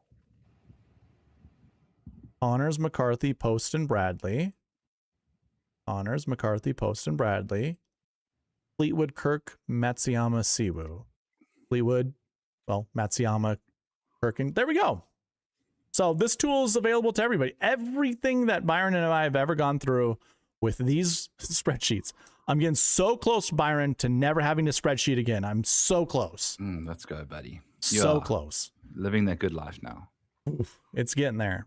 But so we can actually just do this. Actually, I think those filters will stay on for each of the years, and I won't really have to update. Ooh, filters. that is delightful. Yeah. This is delightful. Yes. This is going to save us so much more time of clicking through. You know, we probably spend a lot of time filtering. A lot of times I enjoy doing it because then it's a way of being transparent, right? Like you're able to show people what you're doing and you're not fluffing, you're not filling air or anything like that.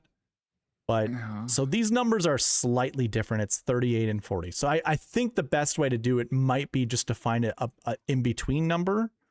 So like if I go thinking like 40 is a solid number. Just do 40 and 40? Just a clean 40. I don't mind it. The only issue that I might have with it is it could miss out on some of our just top. Do 45. I mean, this is good. This is good. Guy These were the two golfers that we wanted to look at anyways, because they finished inside the top 20, and that's the whole purpose, is to find success with doing this, or not to find success. So this works, Byron. Okay. So 40 and 40. Quick question. Is Corey Connors playing? Because I don't see him in the odds sheet. And I don't mean to be that guy, because I was very curious about him. Not sure either. I don't think he's playing this week. At least Data Golf doesn't have him in there, and DraftKings doesn't have him in. Okay. Oh, fuck. This is not who's actually playing. This is who played. I'm so sorry. I can't get that through my head right now. Oh, I thought you were looking up to see if Corey Connors was playing because he might be a good play this week. No, he is not playing this week. Yeah. Which is shocking. I don't know why. He usually plays this tournament and has won it. It's the only tournament he's won, and he's won it twice. Perhaps I should put in historic lead-in stats up here as the title to avoid confusion. No. Okay. Unless someone's watching it at like 10:30 at night after a very physically exhausting day, I think they're going to be fine. Okay.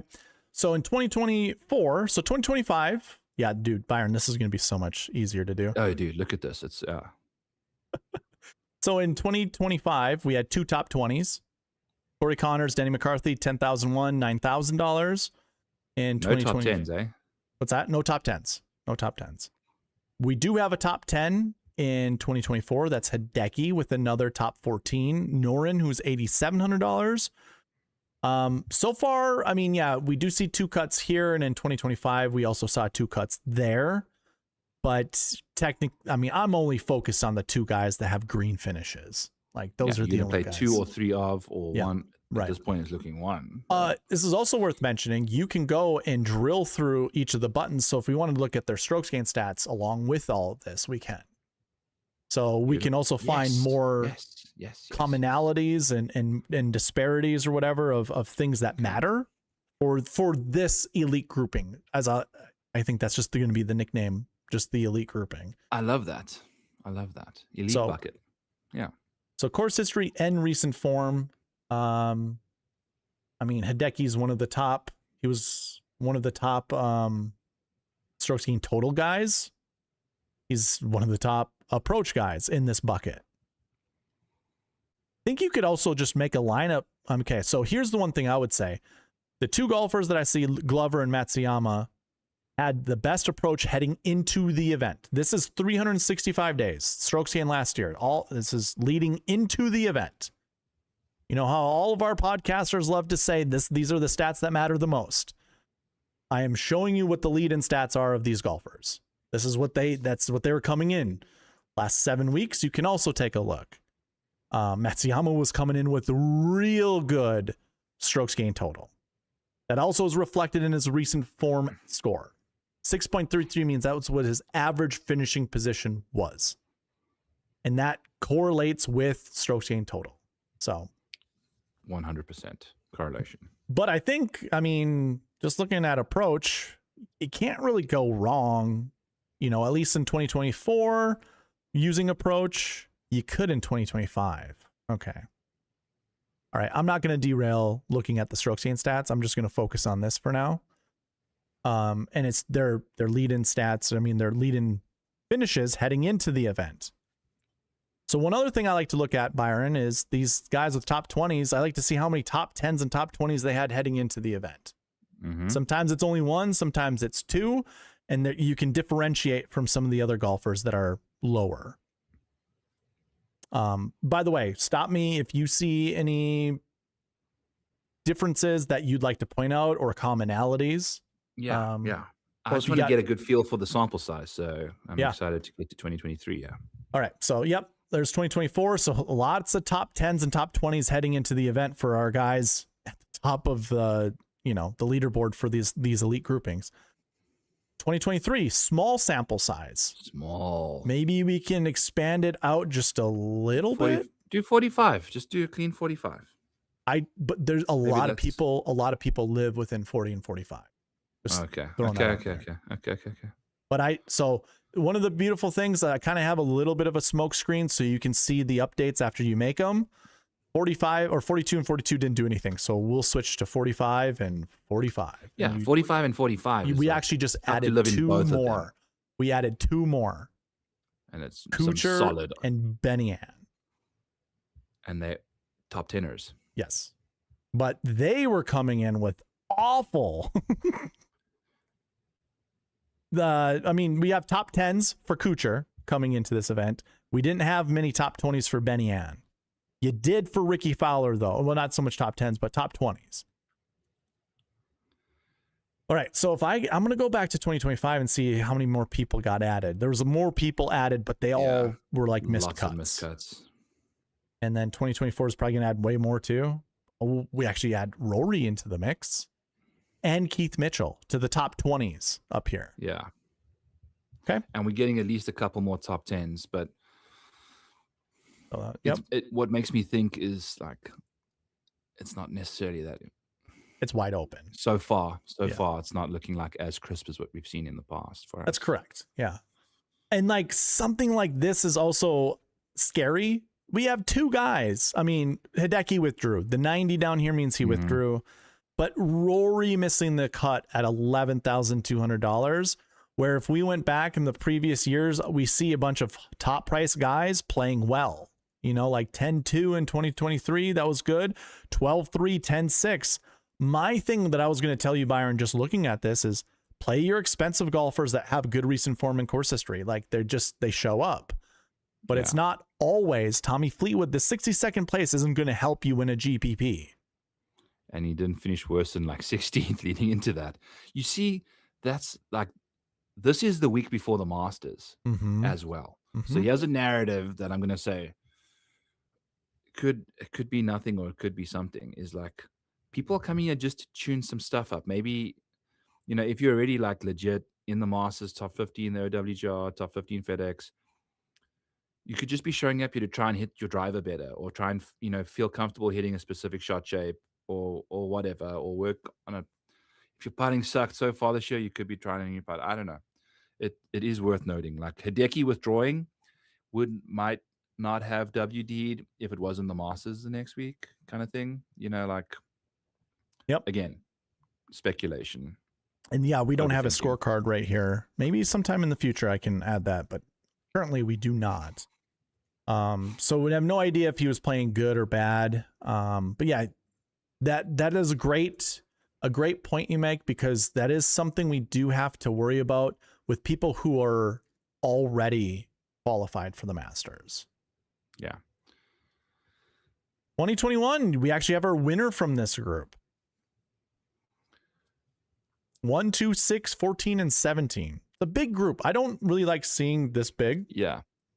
And all the 45 to 40 guys, you're not going to have any,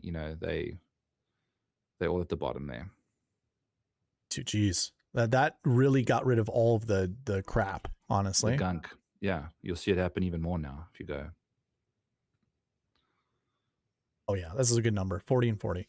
40 is solid, dude. It's tight. Yeah, it is tight. And I'm okay with that, because that'll help us narrow down on this week that's about to happen, and the golfers that we want to target. So yeah. It's okay. Sorry. I mean, are we I want to find commonalities with our successful golfers. to use moving into the actual field for this upcoming Valero Texas Open. Because for the last couple of weeks we've done this. Our 0 to 2 or 2 to 3 guys is based off a top 10 finish, right? Like that was our count. Yes, I agree. Correct? Yep. So top 20 is or whatever. Like we're looking for top 10 options, and I think 3 here. A lot of this kind of just lends itself for our analysis. Like it just makes it easier because we have a 10-7, 9-2, 8-6, 9-5, 9-4. I am sorry, you can only play 2 of these guys. So even if we looked at top 20s, if I told you wanted to play 2 golfers from this course history in recent form, you want to make sure that they're your best golfers in the field and only play up to 2 of them, Like Charlie Hoffman maybe could have won that event. I mean, he scored 117 DraftKings points. That is with the placement points added onto it. So he outscored Jordan. Jordan got 10 more points just by placement than Hoffman. So Hoffman outscored Spieth. Something happened with Charlie Hoffman. He could have won this, and then you could have played maybe one of these guys or 2 of these guys down here instead of Jordan Spieth, who finished second. You could have. Yeah. It's possible. You could probably have won a GPP. So saying 3 guys, I'm accounting for that scenario happening, although it didn't happen. So that was 2021. There was no tournament in 2020. If you click it, there's just going to be blanks. Yeah. 2019, hey, we got 2 more top 10s, and they're expensive. 9-2 and 11-2. Go to 2018. This is going to be the last year of salaries, and we have 2 more that are top 10s. Another 10-2 and 8K. For those keeping track at home, we haven't really seen any 7K golfers inside these top 10s or top 20s. I'm going to go through all of the years, Byron, and I'm going to point out where I see or if I don't see. And this is the 0 year. I think this is one of 2 0 years. Well, we actually, when we first looked at this, we did the 45-45. So if I switch this to 45-45, we're going to see more. Yeah, but we started off going from 2025 at 40. Didn't we? Yeah, but this is 2022. Yeah. Yep. Okay. We expanded out a little bit more. We do get golfers. I mean, Woodland 40.20. Like that's pretty close to be 40-40, and he did finish top 10. 9,300. Fratelli is a 7K golfer, but we probably wouldn't have selected him having 43.8 as a recent form. Yeah. So, anyways, Woodland, I'm gonna make that pass. I'm gonna move the goalpost a little bit, Byron. But I'm gonna switch this back to. I'm gonna just do 42-42. That way, Gary stays up here. Is there a way we can do this by strokes gained as well? Yes, we can. Strokes gained course history and strokes gained recent form, because wouldn't be able to do course history recent form. I don't have filters for that, but I do have filters for strokes gained stats down here. You can go last year, last 7 weeks, or last week, and you can put it in the filters here. So I was toying around with this. Do that next. Earlier in the week, and I'll show you what it looks like. But I just want to go through on 45-45 or 40-40. This is 42-42. So it's in the middle. But if we did expand this one out to 45-45, then we get, more golfers inside the top 10. So 43.80 for. So what are we going to use? What are we going to use when we go forward now? Well, this is what I would do. I would hit the clear all filters, and I would literally, because this is what we did. Remember, like it changes for year to year, so let me get rid of. I should have a select all button. Okay. Well, I'm going to select all the course histories except for 6. 6 means there's no course history. So what we've been doing, Byron, is we've basically been counting to a number. So 1, 2, 3, 4, 5, 6, 7, 8, 9, 10, 11, 12, 13, 14, 15, 16, 17, 18, 19, 20, 21, 22, 23, 24, 25. It's our top 25. 46.57. So these are the top 25 golfers with course history. So let's see. Oh, it goes all the way. Okay, so the whole list all the way down. This is the 25th golfer right here. So this will make this makes things easier for us. So that's 46.57. This is 46.25. So this is just for the year of 2023, where we would put those filters on basically 46, 46, essentially. Well, let's just do 47, 47.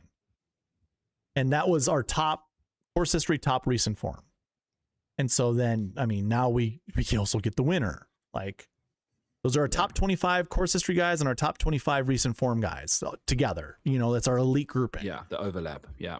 But if we went to 2024, and this is when we did the spreadsheeting stuff, why it was easier, not so much easier to do the spreadsheeting stuff, but why it was as nice as it was, is because, dang it, this again. I think I should just have a button to just. You could have a stronger field that has a much lower, like, recent form. Yeah, there could be a year where all the guys, all the guys that have played the Valero Texas Open well just decide to play this year and skip out on next year. And so then the course history next year just looks terrible. This course history goes down to 34.5. Wow, that's tight. And this recent form goes down to 40. So 35 and 40. That's basically what I'm going to do. So you would want to change the course histories is kind of what I'm thinking of doing. Okay. Would I say 35 and 40? Like 40 is also like a nice, I think that's a solid situation. I don't disagree with you. Yeah, 40 is fine. I like kind of thinking about it the same way for each year. You're just going to have to do more work, you know, like to figure out what, or I have an idea. I have a really good idea.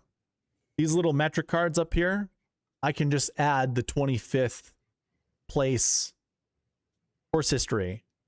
And because you have to select year and, you know, whatever, it's just going to give us those numbers. All right, I'll do that. That sounds smart. Yeah. You could throw a ranking column in there. It'd be a max number and it would be the top end. That's basically what the filter would be. So, okay, you do your thing, buddy. I'm illiterate to Power BI. I can't add numbers on the side and then stay in order. Like, I don't know how to do that. It would literally have to be off to the side here and it might look clunky. So I don't know. Maybe I could do something like that. Probably not. Okay. But anyways. All right, let's regroup. So 40-40 from the top rope, 25 to 21. Last 5 years. What does it look like? At least two. Anytime, I mean, this was the only 1 year that it didn't really work out for us. I did 45-45. Maybe it opens it up to more top 20s, top 10s. It doesn't. It just adds more miscuts. So it didn't really help here. McCarthy and Connors are the only dudes. And 10-1 and 9,000. Yeah. And again, if we go through, I guess the other thing that we could do, Byron. Okay. Can we just try to do 45-45 and then just go down? I need to just like get a good back and forth, like type situation. Okay. I can just get a good idea of what's going on here. Cause we've been fucking around doing all sorts of, I'm getting irritated. I can tell. Sorry. I love what's going on here, but after we figure out, then we can dive into the other stuff. 45-45. Here we go. 45-45. Corey Connors, Denny McCarthy. They're the only two in the top 20 that no top 10s. So 2025 was a bit of a dud. 2024, we get a third place and a seventh place. Rory at 12-3. Hideki at 10-6. Couldn't have played them together. So far it's 0-1. Yep. 2023, you had two. $9,200 Matt Kuchar, $7,400 Benny Ann. So that is a 7K golfer in that mix. With 10-2 Ricky, you could play 3 this week. So 0-3. 2022, we have a 93, a 96, and a 72, and an 87. I think you can play all four of those guys. Those are top 20s. What's that? You're looking for just top 10s. Okay. Top 10s. I'll drink some more tea. Woodland and Dylan Fratelli. That's it. And then in 2021, you've got Spieth, Hoffman, and Chris Kirk. 10-9-8 to start out your 10-9-8-7-7-6 lineup. So yeah, 0 to 3, but we only saw 0 one time. Right. And that was, if we look how many golfers, so we have a little total golfer count up here. 14, 11. I mean, Jesus. This is going to hurt my argument. Only 5 and 3 of them inside the top 10. That was the tightest one. Yeah. 2024, there's 14. And then 2025, there were 12. So I guess that does hurt my argument. Okay. See, what I would try to do is pick apart this year and try to figure out why this year didn't provide any good. Go to 50. Just see who shows up. There could be guys that have 0 course history that aren't showing up. That might be. But I'll go to 50. You do get a winner for course history right away off the bat. Yeah. So 19 golfers, by the way. So this is a pretty tight, still a tight pool of golfers to select from. And now we get 3 golfers inside the top 10. One being Brian Harmon at $7,500, $8,300 Bud Colley, and Chan Kim, $7,000. It's worth noting. Bud Colley's course history at 50 that's like on the money, like that's right. Borderline not okay. Borderline not okay. It's not okay. In my current state of irritation, it's not okay. 50-50. Okay. I mean, okay, so 20 golfers. I like seeing a small pool like this, especially if we can tell people 2 to 3. 2 to 3 golfers from a pool of 20 golfers is really good. Yeah. And focus particularly on the guys that are 8,500 and above. Yes. Yeah. Really. Although the 7K golfers here kind of ruled the roost there. Yes, yeah. Let's see how much changes with all the other years. 2024 goes up to 23 golfers. I think it had 14 in it. So we added 9 more, but we added 1 more top 10, which is a 7K golfer. 2023, that tight year, and it went from 5 to 12. So we only have 12 golfers that fit this. Mostly 10K golfers, but we do have some 7K golfers that are close. 2022, I don't think this number really changed. I think it went from 12 to 14. When did signature events start? In 2023? Yeah. Because that can change your finishing positions. That is correct. That is correct. Because some worse golfers should have better finishing position rates in recent form because they're playing against lesser opposition. True. So 2020 and 2022 and 2021 would be anyone's playing in any field type situation. Okay. But I mean, we have three, I mean, a 9, and a 7. I'm also kind of feeling good about grabbing a 7K golfer. That might have that, I don't know. This year kind of screws me on that. But this is that 10-9-8. 10-9-8 start. Can we do a 10-9-8 start with each year? Nope. This would be a 9-9-7. 10-9-7. 9-7. I count this as a 10. So 10-7. That's it. Just 10-7. Oof.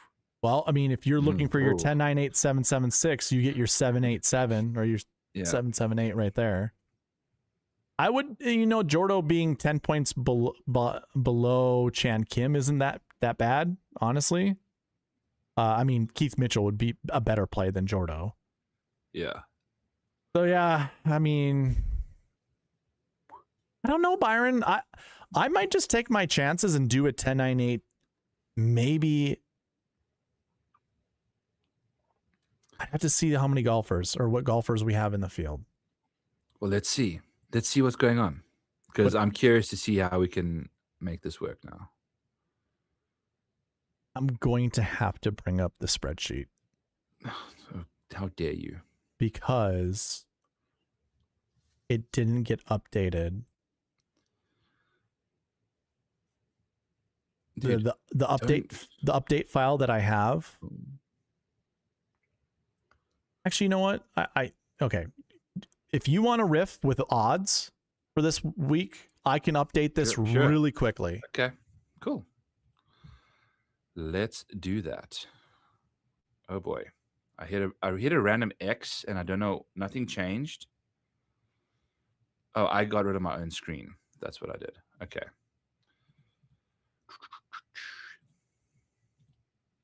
Alrighty.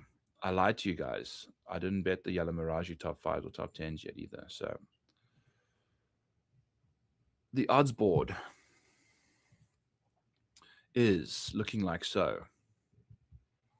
Tommy Fleetwood, 14.5, 14.5 to 1. Russell Henley, 16 to 1. Robert McIntyre, 16 to 1. Ludwig Oberg, 16 to 1. Siwoo, 18. Colin Morikawa, 18 to 1. Jordan Spieth, 19 to 1. Nikolai Højgaard, 22 to 1. So we'll absolutely expect a 10K range this week, right? So obviously, unless there's any withdrawals and things. But Fleetwood will definitely be 10K. Yeah, I think Fleetwood, Henley, and I mean, you said 3 guys are always in the 10s? Usually 4. But this year it's been 3.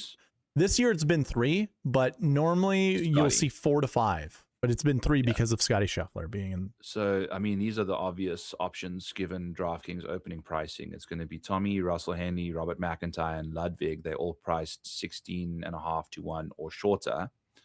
Siwoo Kim will definitely probably be in the 9K range then. I would also find it, I'd be shocked for some weird reason. I mean, Colin Morikawa being priced lower than Robert McIntyre would be interesting to me. I don't see Colin, Colin's odds might not reflect his price because odds can come off what people have bet already so far. I don't know what he opened at, but I would be shocked if Colin's not a 10K price because they're not taking into account like his injury. He's actually like a perfect fit for this golf course. Yeah. I would expect him to be excuse me. I expect Colin to be in the 10s with probably going to be Tommy and Colin will for certain be 10K. Russell Henley gets disrespected quite often, and I wouldn't be shocked to see Ludwig ahead of Russell.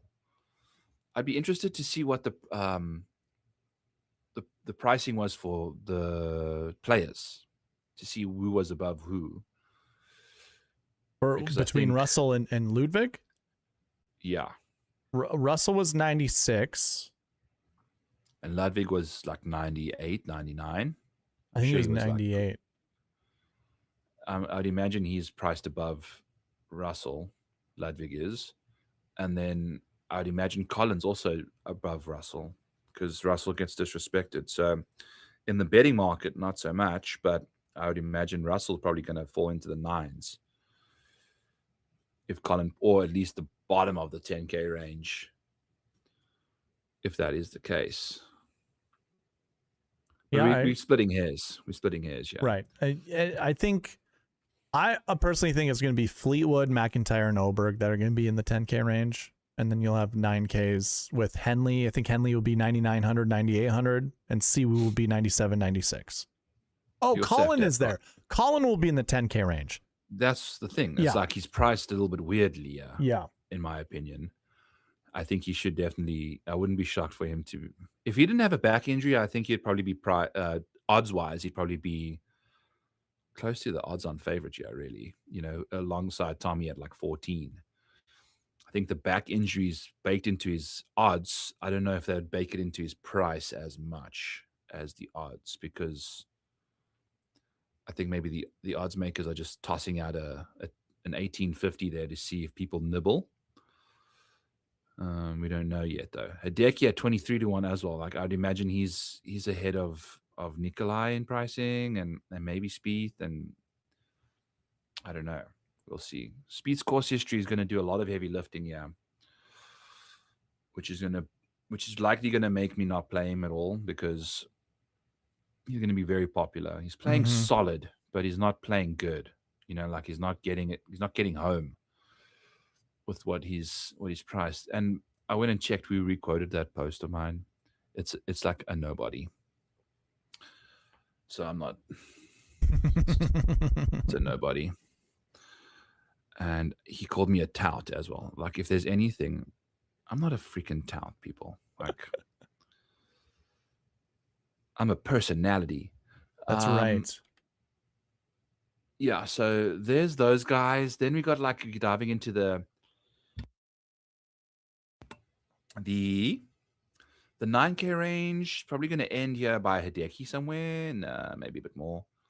Probably Ricky at 27. I think the 30s is potentially where you could see the 9s end, the 8s start. JJ Spahn being the top of the 8s. Sepp Straka, Keith Mitchell, Norin, Berger. Berger opened at 55. I remember looking at him. Should have taken that 55. Ryohei Satsune at 50 is... He was very, very popular at the Valspar. Mm-hmm. And was similar price range. I think he was 60 to 1. So, or 80 to 1. 50 to 1 right now. And I think he almost won this thing last year as well, if I remember correctly. He was within the top 5 range last year, I think. Sepp makes so much sense at this golf course as well. And I was looking at the weather. So not much rain leading up to the week. If we get to Thursday over here, I wish I could zoom in on this a bit better. It won't let, if I zoom in, it just makes the zooming, won't let me. Oh, it does. Ooh. Okay. So Thursday, gusty. We've seen similar weather at this week's tournament in Houston, but not nearly as gusty. I think we've seen mid 15 to 20 gusts in the San Antonio region. It seems like it's a bit more gusty this week, given the 9 mile per hour averages. Yeah. Then on Friday, it gets into the 13s with some serious gusts. So we're going to see some high winds there. Saturday, it's definitely more windy this week than it was last. And then we're getting some thunderstorms as well. There's going to be a bit of rain, not a lot, until Saturday afternoon. Some serious rain overnight as well. We could see scores go way low on Sunday, given what we've seen prior to that. Weather seems to be slightly less windy, especially in the afternoon. Granted, this is a week out. Trying to go for weather that's a week out is not going to help, but it at least gives us some sort of an idea of what we can expect. I do think these are pretty normal weather conditions for the Valero. Yes, agreed. We hardly ever see. I mean, we saw how diabolical it was on that Sunday, which was probably in this range, maybe a little more windy from a wind strength perspective, but these gusts are diabolical. When you get 36 mile per hour gusts, if you cut the greens, the grass rung on the greens, you could have balls moving around on there. I would actually say this is a perfect opportunity to withdraw from a tournament you're not going to have good results on because of the wind. So what I'm getting at is to stay intact. Yeah. What I'm getting at is any of those high price golfers, I think each one of them has a risk factor included with their price. I don't think this is a perfect time to go all in on anybody. I think this is a shotgun approach type of tournament.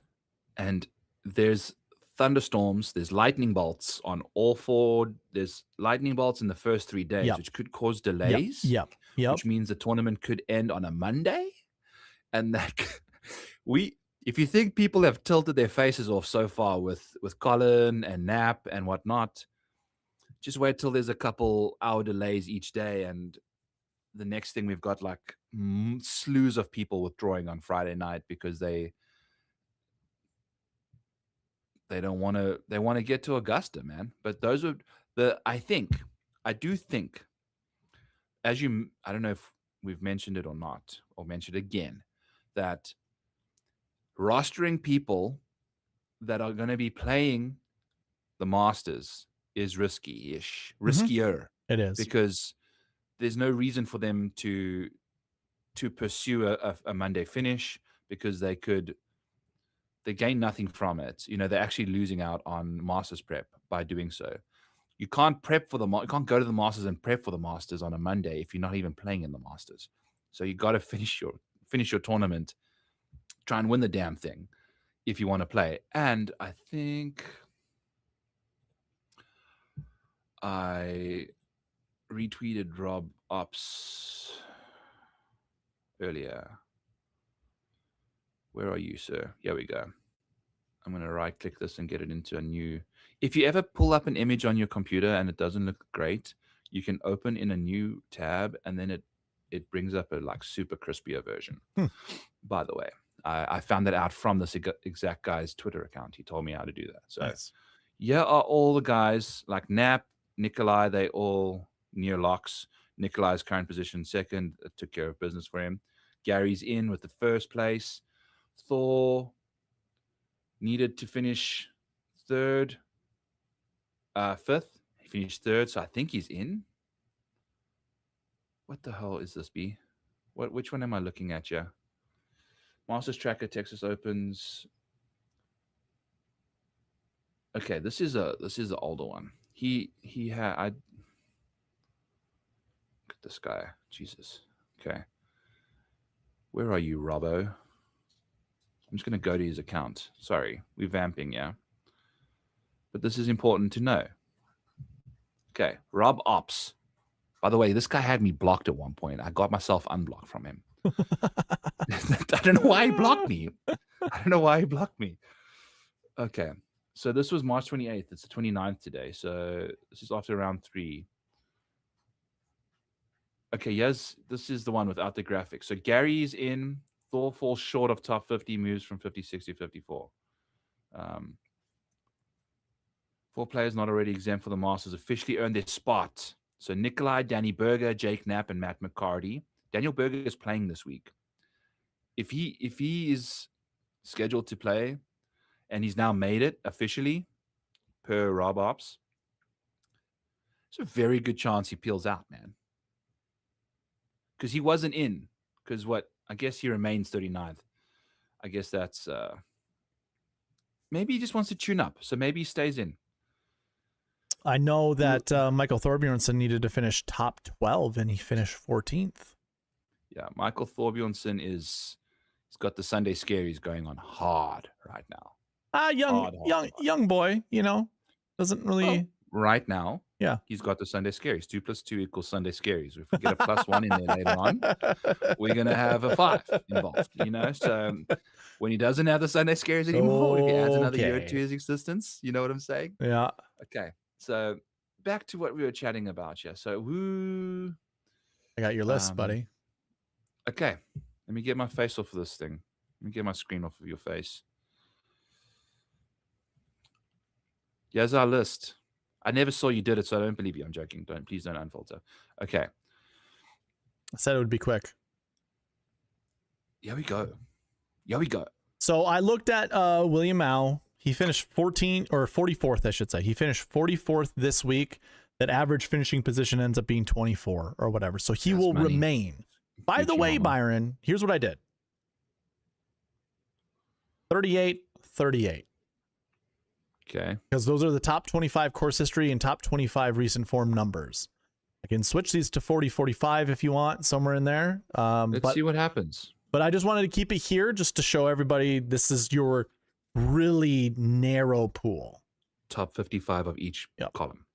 By sort by golfer, this is OWGR. And this is what we would assume some of the guys would be for pricing. Pricing is the same way. Yeah. I've always been leery of whenever I see pink, I don't like it for last year or last week. And that's only because every single time that I've ever looked at anything that's bucket system related, these numbers just, for whatever reason, just don't do well. Can eat my words a little bit because I think at the Players or the tournament before the Players, we had a like 2 or 3 golfers that had this pink last year finish inside the top 10, one of them being the winner, I think. So anyways,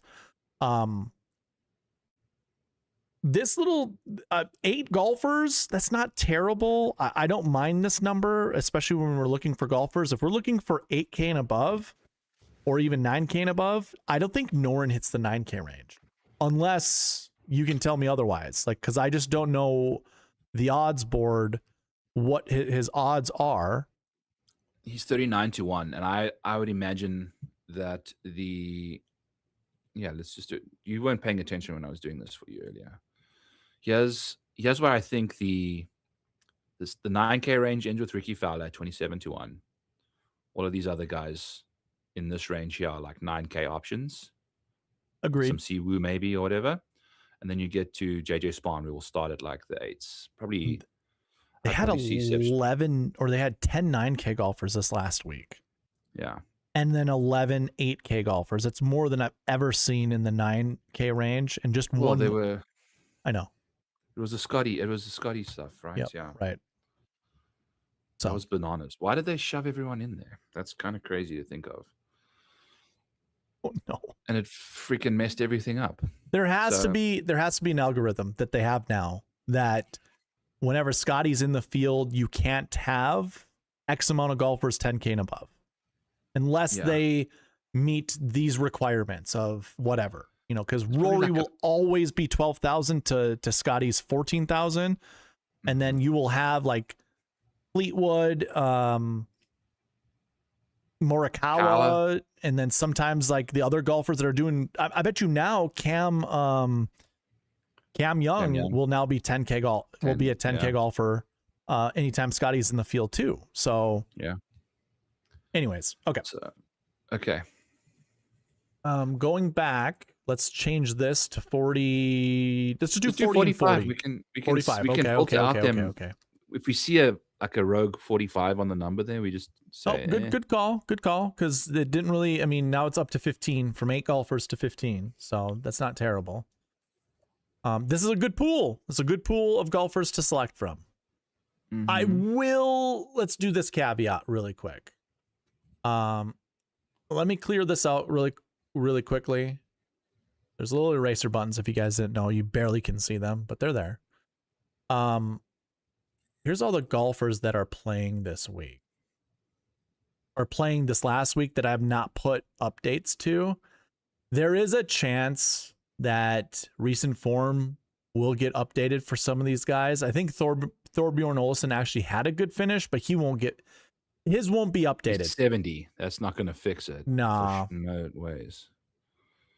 Could Fowler? Ricky's going to get worse. He missed the cut. Yep, his will get worse, but I don't think it drops out of that 45. Like his will just go up to like 30 something. Yeah.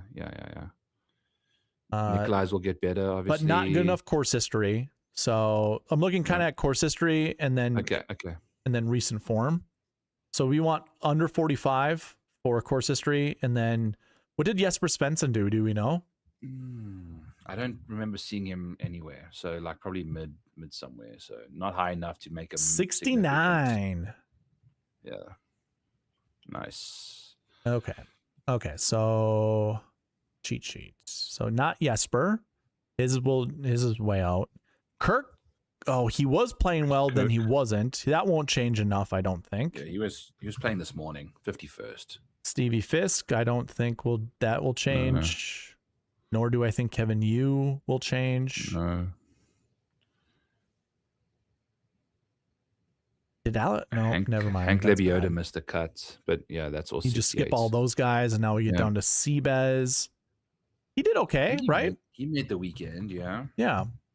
So you see, he made the weekend and finished 51st. So that's gonna shove him up a little bit. A little bit, yeah. Denny McCarthy, on the other hand, I don't know if these finishes are 12th. good enough. Yeah, if you average all of this out, so we'll remove 55 and it'll be 47, 85, 85, 26. Yeah, that's a lot. Those 2 85s are going to hurt you so much. Yeah. And the 47.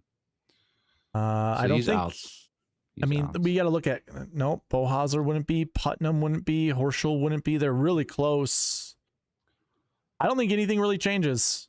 No. Going through all this. Okay, cool.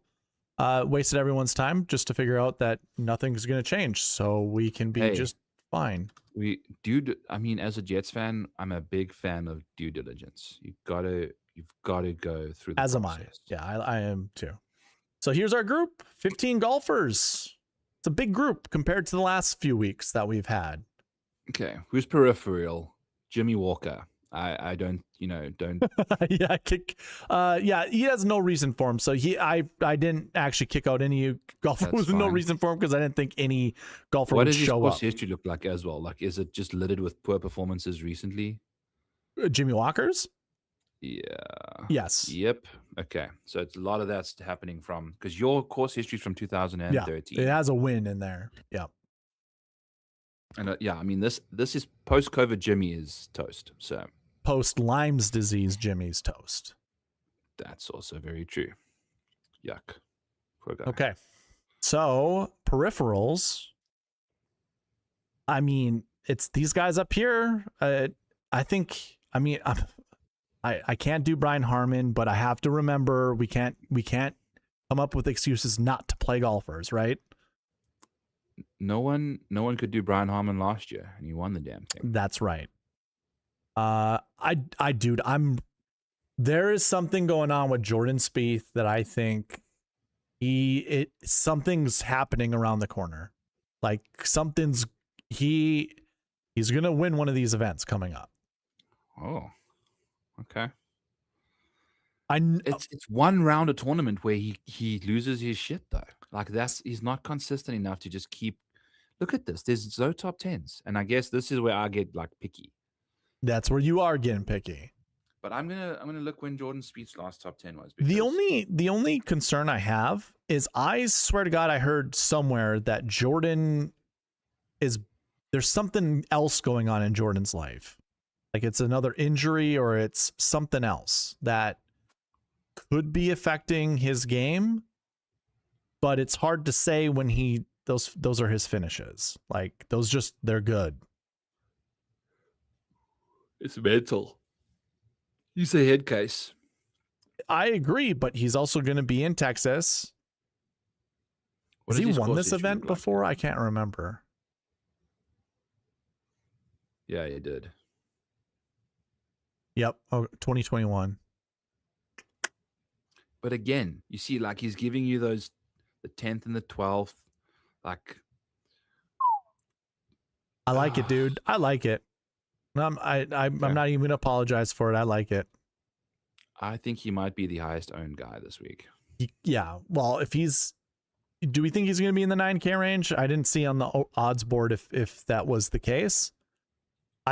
I saw a lot of golfers though between the 9 and the 10 that we were forecasting. He's for sure going to be 9. He's like 20 to 1. Okay. He's like seventh on the odds. So 9,000, 9,200 maybe. Like he's going to be low. Like 95-ish. Ugh. I think. Oh, well, I'm going to play him. Okay, here's the thing. Here's where I'll go back to the beginning of this podcast and just say I'm going to not anchor my lineups around him, but I'm also not going to not play him. Like I will play him in 5% of my lineups just to have a Jordan Spieth feel. Or I think 10 lineups of the 150. I would say 14% is my maximum ownership for Jordan Spieth. Yep. I don't want him more than 14 because the number 14 for me, I don't like it. I hate the number 14, which is just this is just a funny anecdote. I use the number 14 for golfers that I think are going to do well, but I also don't want to play because there are certain issues that I'm just concerned about. 14 is also 1 in 7 lineups that you're going to build, and 7 or 8 is the threshold that I feel like quality players should be in your lineups. 1 out of 7 lineups, 1 out of 8 lineups. So there's that. I could do that. I could flirt with anything between 8 to 14% for him because I want him in at least 1 out of 12 of my lineups. That'd be 8%, but I also 1 out of 10 lineups is fine for me too. So I don't know, Byron. I'll have to run, some lineups and see what they look like before I actually give like my full on like comfort level with playing them. But just like he's also putting a lot better lately, man. Putting a lot better lately. That's a mental thing. Yeah, but he's not driving the ball nearly as well. That's okay. Like, he has shown up and only gained strokes 3 times in 2026 off the tee, Whereas last year in 2025, one, Mm. 2, 3, he lost strokes only 3 times off the tee. He's already had more tournaments where he's lost. He's had one more tournament already where he's lost more strokes off the. He is the best golfer in the last 7 weeks strokes gained total.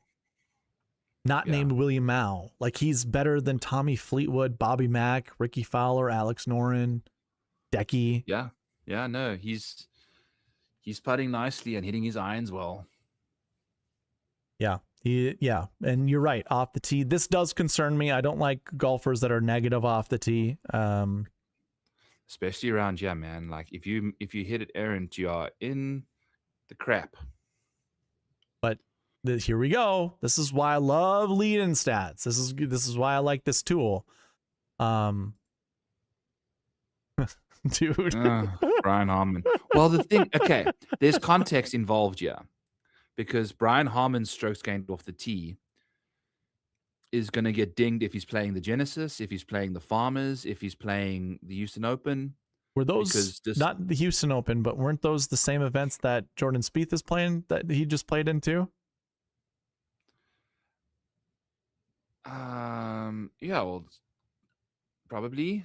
Where's Jordan Spieth? Yeah, he's played the Genesis and he did not play the Farmers, but he API, the Players, he played in those ones. Those are different. If you're not on, it's very easy to get into the negative. Lost strokes at the Players off the tee. He lost strokes at Pebble off the tee. He lost strokes at Waste Management off the tee. He gained around the Valspar the last time he played. That was the most wholesome his game's been. That's just straight accuracy, right? Yeah, he actually dominated with accuracy. It's like the first time he's actually gained accuracy on the field this year. It's the first time in forever. So this is driving it well. This is what I end up doing, Byron. I will look for commonalities. And if I go to 2025 and I see Harmon and Chan Kim with negative off the tee of, the last 7 weeks of minus 0.2. Okay, we saw that in 2022, but I can go down the list. Brendan Todd, we all know his awful distance problem. Yeah, that is a distance problem. Yep, that is a distance problem. Those are two hyper accurate guys. Yep. If I go down to 2023, do we see the same thing for off the tee? Benny Ann, that's not a distance problem. Ricky Fowler or Ricky, kind of whatever.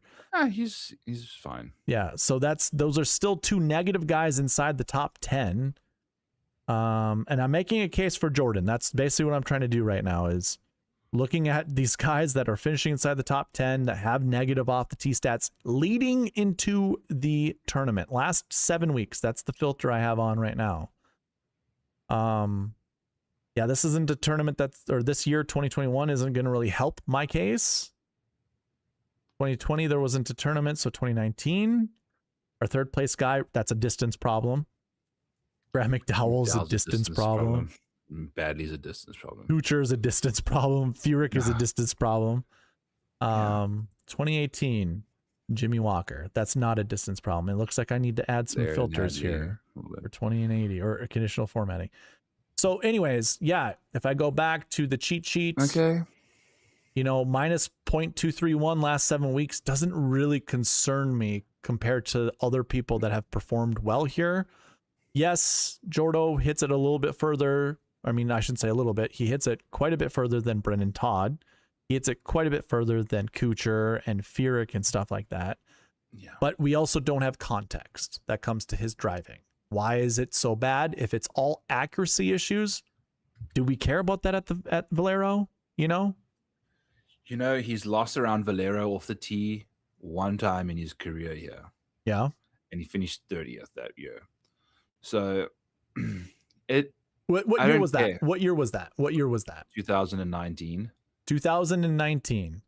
So if I go to other years that Jordo played well, and we look at his strokes gained off the tee heading into the tournament, I'm gonna have to take off the filters and try to find Jordo.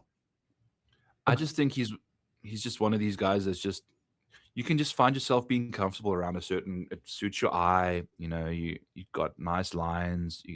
You've played the course enough that you know how to hit the shot needed. like I think. Are we looking? Okay, what do we want Jordan to do? Do we want him to win? Do we want him to finish top 10? He needs to be in the optimal lineup here, right? Because of price, to be right? Optimal, you have to be inside the top 10. Yeah. Okay. So Jordo was coming in last year's event. He finished 12th with positive strokes gain off the tee, but negative approach. That's a give and take type of situation. Yeah. Ball striking wise, he's net positive for sure there. So that's good. So the year before that, he finished 10th. And he came in with negative. Yeah. Negative so for me, it's like the lead in form doesn't matter for him. And so with that being said, and he was $9,500. I mean, that's not a GPP winning lineup, but I'm sure you could, well, it wouldn't have been because you would have put Rory, you would have had to have had Rory in your lineup and that would have just skipped out on Spieth for sure. 2021, he won it. So I want to look at his stats coming in. Break even almost off the tee, but approach was amazing. Scintillating. And I think that could be very close to what we see for this year. Okay. What was his other years that he did well? I mean, 30. How about 35th? Let's look at his bad finishes just to try to compare this year to that year. So that was what again? That was Jordo in 2022. 2022. Finished 35th. Yeah, you can tell me the finishes and I'll find them. Positive. This is looking good. So the better he's playing. But negative putting. No. Yeah. And then what was the other year that he finished 30th? 2019. Did we already look at that one? Oh my God. Wow. That's not even good. This is not good at all. But he still finished 30th. That's bad. Yeah, that's really bad. But he still finished 30th. Yeah. So I don't think it matters, man. It's a big Jordan Spieth conversation we just had. Yeah, but it's important, dude, because he'll be like a very important piece of the puzzle this week. Yeah. And I don't have strokes gain stats going back to his 2015 or 2014 performance. So and 2013 was the last time he missed a cut, yeah? Yep. 2015. It's the only time. He's finished 41st or better every single time, like around this golf course. So he's like so safe. Came in with a win, a 17th, a 4th, a 7th, and a missed cut. I don't have the tournament names. I have to pair this up with my schedule that I have on a different tool. 2014, he was 10th here. Came with a 20th, 34th, 5th, 12th, 4th. And he's coming in with an 11th, 32nd, 11th, 12th, 29th. He's looking good for a top. It's looking good, dude. It's looking very obvious. Outside of, I think he's gonna have to play maybe 10% lineups now. There you go. Hey, dude, I think those are big. You going from 4% to 10% now just opens up maybe the one lineup that you need with Jordo. Yeah. Where 4% might be too restrictive. Yeah. I'm not really trying to sell you on playing 100% of him or anything like that, but just opening up the mind to be like, hey, despite some icky stats that we might not like, those don't really matter at this event. Lead-in stats show. No, for him it's like a horse for course situation for sure. The only thing is, like, if he misses the cut, which he doesn't seem to do anyway, you're only going up against 80% of the field. Yeah. Maybe it could honestly be 70% of the field this week. Yeah. Seriously, I think we could see him get bananas owned, which is the thing. Yeah. All right. So what were our other guys? Here's one thing I want to look at too, just to throw this out there. Last week, the week before, heading into the Valero Texas Open, I'm just looking for finishes. Like Brian Harmon had 2 weeks off. Mm-hmm. Tom Hoagie had 2 weeks off. Denny McCarthy down here had 2 weeks off, but everybody at least played one event in the last 2 weeks. And the reason I bring that up is look at the guys right here with 2 weeks off. And I would be concerned that some of these guys are primed to withdraw or primed to just hit shots heading into the Masters. Tune up.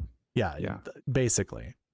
So put that on your bingo card for this week's content. If you yes, exactly. Here's what I'll do. I'm going to go throughout all of these years. Well, now in 2024, look at the scenario that we just found ourselves in.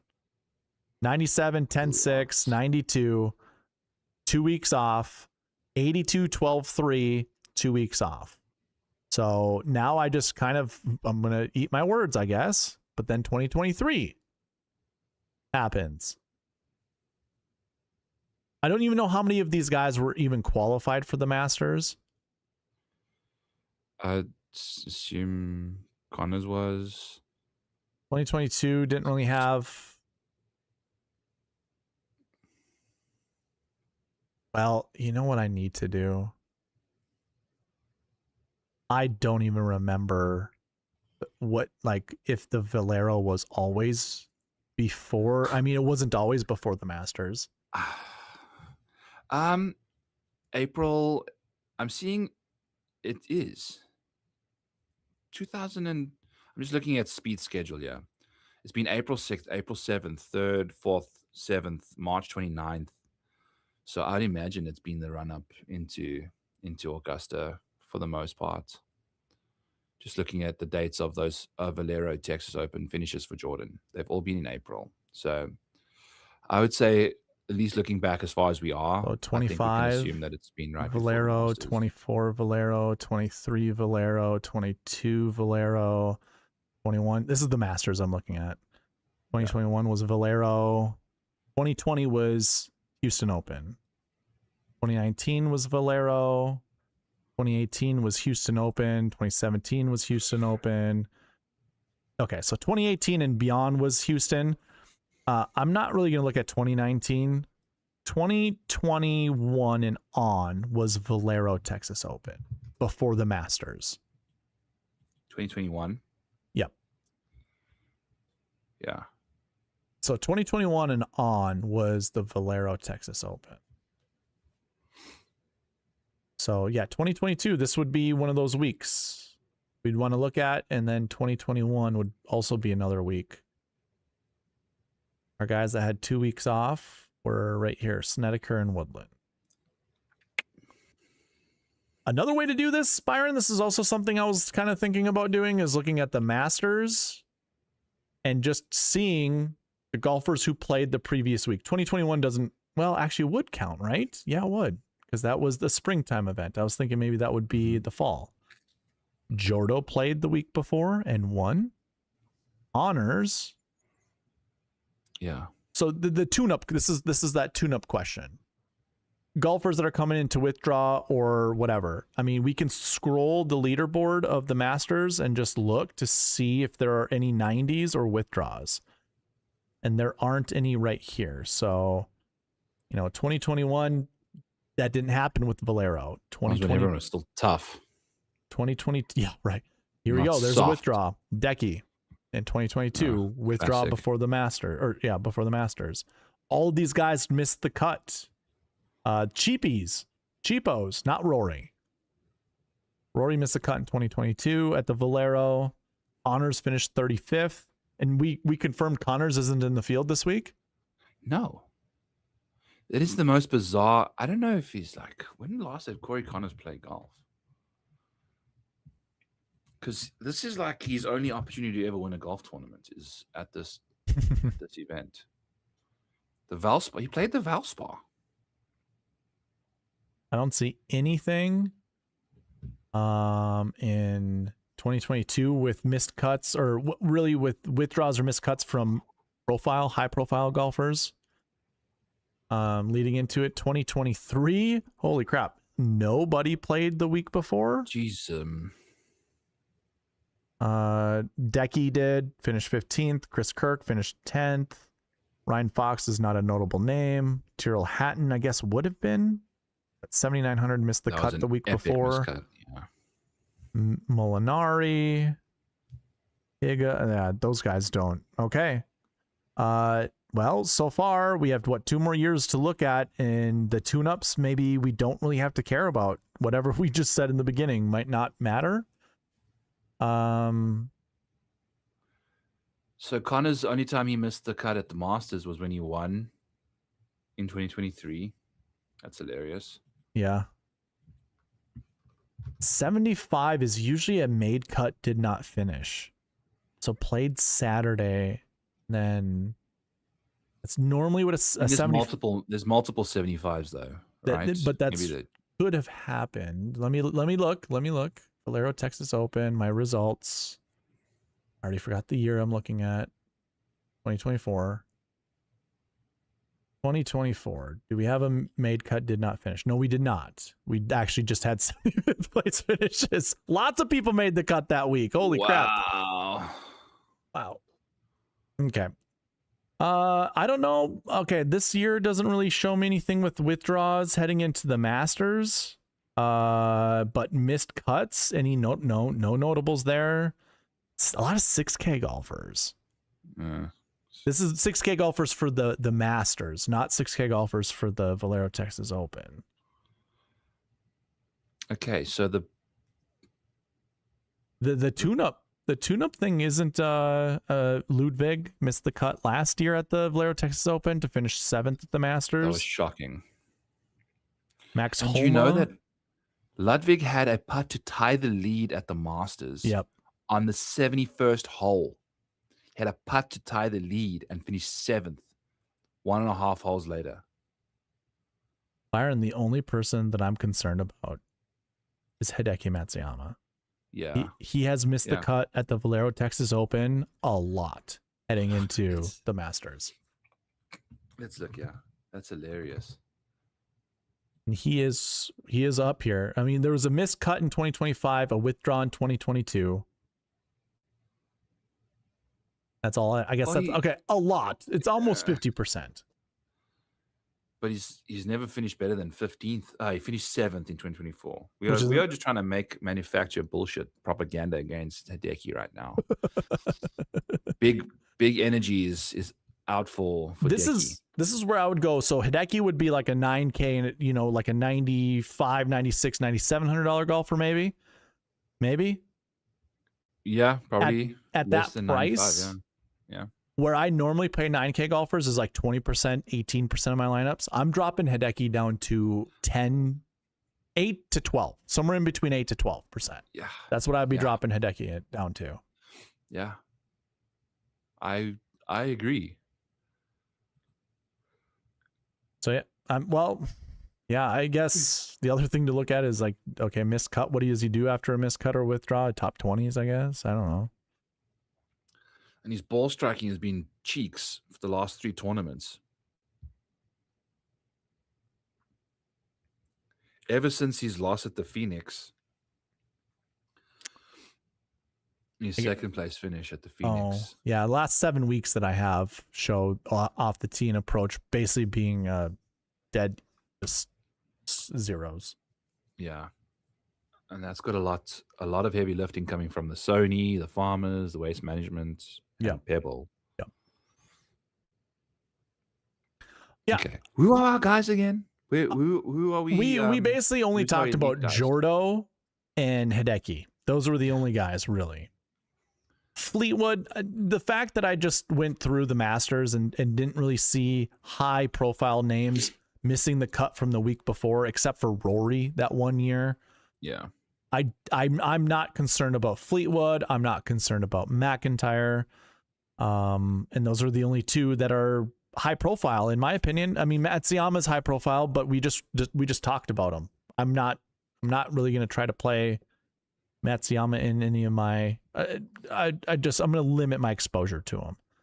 I would love Mav McNeely here. I mean, I think this is a great golf course setup for him. So like, I'll probably boost his ownership. Siwoo's just always at risk of withdrawing, although he hasn't really withdrawn in the last couple of years, so it's not that big of a concern. This would be another good golf course. This McNeely and Siwoo, I feel like this is a great golf course for both of them. Probably think not going to. Siwoo's had a couple like cut scares here before where he like almost missed the cut and then went bananas. Like I think didn't he skull a couple out of the bunker like OB once or twice, Maybe. but made the cut. So Siwoo missed cut in 25 and missed cut in 2016, and then it's pretty safe. Yeah, he's pretty solid. Pretty safe. Harmon, I don't care, dude. We've established that. Yeah, 5% play. Yes, 4 to 6 is what I was going to say. 4 to 6%. Okay.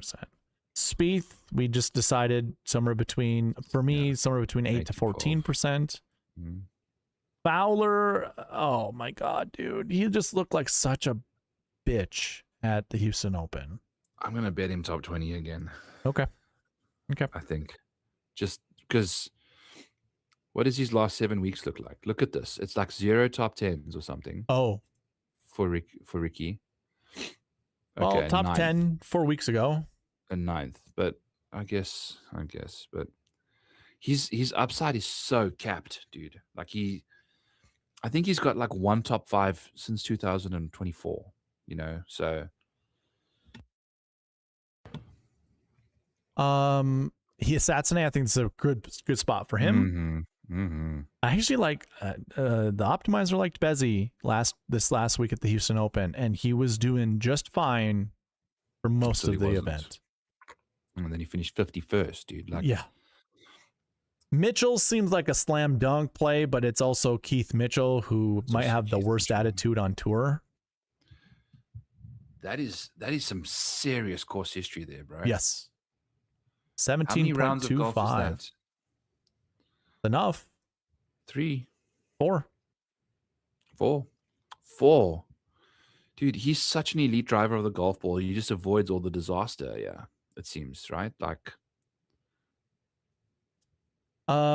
Willie Mao and Kevin Streelman are I'll just put them at their basic exposure levels for me. Streelman will be a 6K golfer. I'll play him somewhere between 2 to 4%. William Mao will be a 6K golfer also, like 6,800 maybe. And he'll be somewhere between 4 to 6% for me. What's Streelman's history, Leo, look like? This is like I like playing Streelman at Streelman places. It's been better back. Mediocre 2024, 2023, but pretty darn good. Yeah, he's not that guy anymore, though. No. I think one of those 2024, 2023 years, I was at the John Deere Classic watching him, and he made a hole-in-one right in front of me. Wow. And I was standing with his brother, who's a pastor, and his brother bought me a beer to celebrate. Byron gets a beer from Pastor Streelman. Yeah. That's awesome, dude. Oh, that's awesome. What a story. That is so cool. That's such a crazy story. Outside of that, I mean, this is our elite list of golfers. Okay, give me your top 5 guys from this list in order. Okay, number 1. Spieth. No. Number 1, I'm trying to determine, is it Bobby Mack or is it McNeely or Siwoo? I think it goes McNeely, Siwoo, Bobby Mack, Jordo, Tommy Fleetwood. I like Tommy Fleetwood, and I think he can do well here. What's Tommy's recent form look like? It's fine. I mean, we've got 3 top 10s, but I don't know how invested he's going to be at this event yet. I don't know why he's even playing this event. This doesn't seem like a course that, I mean, he can play anywhere. So me saying this doesn't really matter all that much, but this doesn't seem like a course that's good for him. Or a tournament, I should say. This doesn't seem like a tournament that's good for him.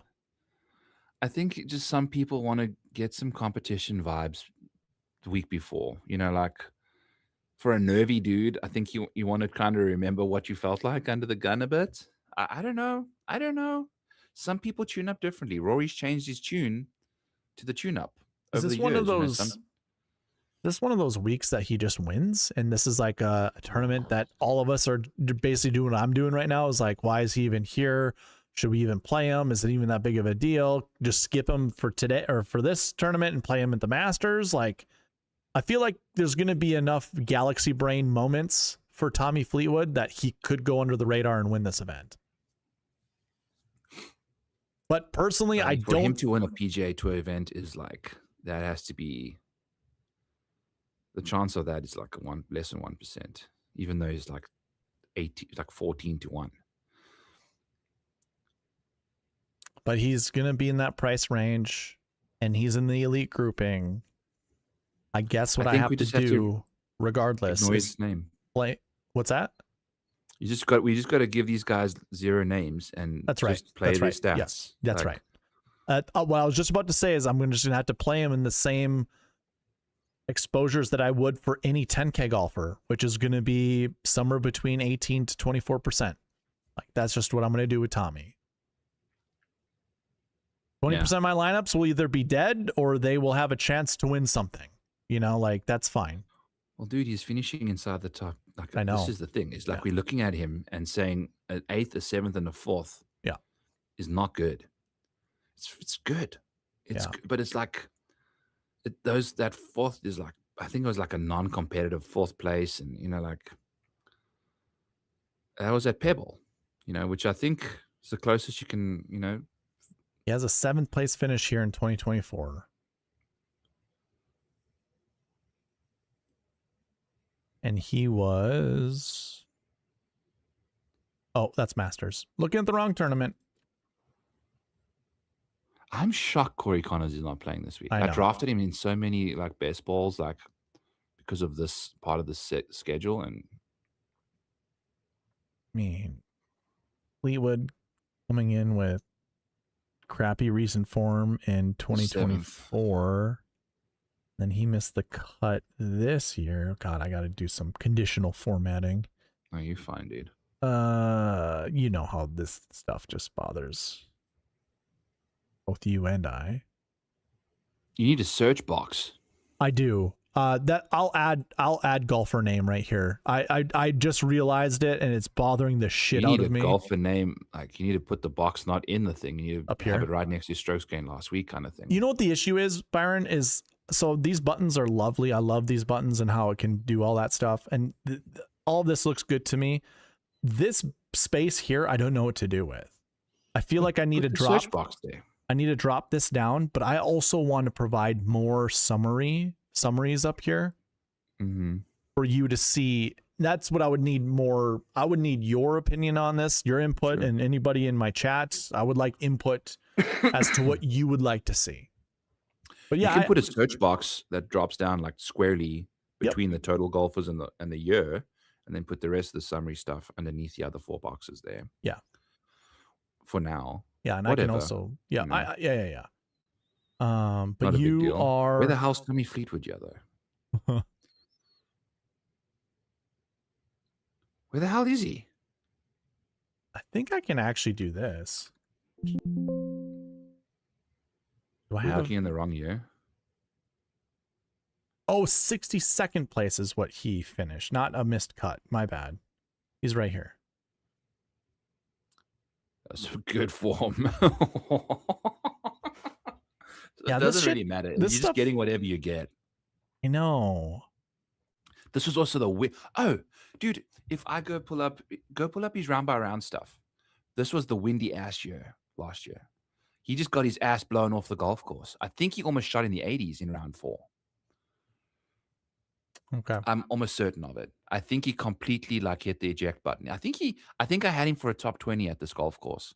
And going into round 4, he was right in the mix, and then just poop city, bed city stuff.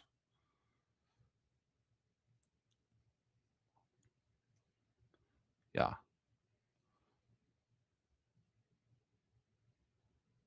81. There it is. I vividly remember missing, like, what was his position? What was his positions? He was 37th, or no, 39th after round 3. That's actually a lot worse than I remember. But 81. But I mean, the He scoring was average 6th that day after was, round 1. yeah. The scoring average for that Sunday was ludicrous, but 81 is like some bad. He just like gave up on life. I remember that. That's insane. That was insane. Wait a It was minute. such a Is that that's not a real number, is it? That's got to be off. 39 birdies. Oh, 39 points for birdies. Holy from shit. birdies. I forgot that Yeah. that's how I do this. It's late. It's midnight. Okay. Yeah, that makes sense. 49 total I'm so DraftKings tired. I'm points. not even getting irritated anymore. Good. Man, I got bitchy there for a second. I'm sorry. You're just like, will you just stop doing? I'm like, okay, I get it. All right, Byron. Sorry. No, I was being sassy more than bitchy. 10-7, 62, second place. That's incredible. What a round. 2 birdies. 8 more bogeys than anything else he made there that day. Yeah, bogeys and double bogey plus almost equals how many bogeys he had the previous 3 rounds. Yeah. I mean, I don't think so. We Tommy can Fleetwood largely ever ignore shot in this. the 80s. You're making me Yeah, like there's Tommy one. Fleetwood more. That was one round, dude. Yeah. Really. You're making me like Tommy Fleetwood more now. Yeah. Sweet. Byron, I think it's time to go. I think it's time to go as well. Can you take a screenshot of this and send it to me? The guys, the Elite Bucket Boys. You got it. Thank you. All right, friends. Thanks for hanging out. Thanks for what's up? Wow, we got the late night crowd coming in here hot. This was also 40 minutes ago. That's okay. Ago. I'm sure people. Sorry, I mean, gentlemen. I watch podcasts all the way from start to finish. Sometimes I pay attention, sometimes I don't, but I usually have them playing. Yeah. So we appreciate you all, and AJ Love, thank you for like sharing your stuff, man. I mean, that's intense, man. You know, it's a massive part of your story, and I guarantee you, AJ's still here. Oh yeah, just strumming the guitar. 1 hour ahead of us too. It's 1 o'clock where he is, buddy. you gotta prime yourself up to sing to the old folk. So that's right. All right, Byron. I think we did. Again, I like doing the elite groupings because I think we'll find our 2 to 3 golfers that we want to anchor around with a tight core, and I think it's easier to, dive in and pick the golfers that just make sense to play. I also liked our Tiger Talk. I liked it. I like recapping. And also, by the way, some compliments that I've gotten from people just in real life that watch this think that we look very professional when we do this. So I look like I've just climbed out of bed right now too. Well, yeah, we have our ups and our downs, but for the most part, it's also late at night. I agree. That's a very nice compliment. For the most part, I think that we do, and I think being able to bounce off of each other is pretty seamless. So we get deep in the weeds, and we do it very professionally, as is validated by the viewers of the show. Do you want to hear one wild story quickly before you can hear it? First? Yeah, I'll tell it on Fantasy Golf Degenerates as well. But I'm sitting at this place called Playground Cafe where we go. It's awesome. They make amazing like breakfast, like croissants and sandwiches and stuff. And Piper can go run around this like playground area that's indoors. And I'm just sitting there busy eating my croissant. And this guy, 6'7" human, walks towards me, and I know the first thing I notice about him is his height. The next thing I notice is he's wearing a hat that says back 9, and then he's wearing a sweater that says back 9 Waukee, which is a simulator here in Waukee that I've been eyeing out to go to. It's a 24/7 simulator, and you can bring your own booze, you can bring your own food, you can become a member there, and you just like go sim it out whenever you want, as long as you schedule it. walks up to me, says, "Are you Byron?" And I'm like, "Yes." And he's like, "Man, I've been, following you for a while and watch your shows and, I follow you on Twitter." I'm like, "Wait, you own Back Nine Walk, like the Back Nine Simulator?" He's like, "Yeah." And it's one of the first times in like actual, I've had this happen to me at a golf course, obviously, that I've gone to watch the tournament a couple times where people recognize me.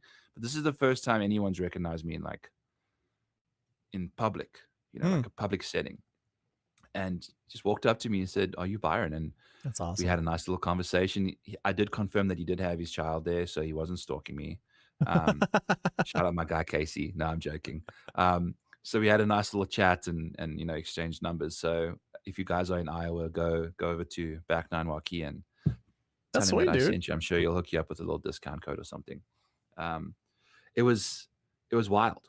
It was such a weird situation, like seeing what's going on there. But um, maybe I That's won't tell it cool. on Fantasy I Golf haven't Degenerates. had Seems I like a haven't had really my opportunity, or I haven't had a moment that someone's recognized me from after our streaming. after our Tiger rant, I'm sure someone might just walk up to you and deck you, Just clip it. just Just clip you, start just clipping all the Tiger rants that either of us say and just throw them to Twitter. Let's see what happens. honestly, I'm glad I got it off my chest here because this will obviously get less views than the thousands that watch Yeah. Fantasy G. Yeah. I'm not going to say anything on Fantasy Golf Degenerates because it's just going to stir the pot. It's going to just poke the hornet's nest way too hard, and I don't want to do it. So we got it off our chest here. Everyone's friendly. Granted, some guy came after me in the comments on Fantasy Golf Degenerates, and the comments destroyed him. Like they went and found his like window cleaning company and looked at the reviews and stuff. Was it It the was same dude that incredible. came into my chat? Was it No, Charnicki?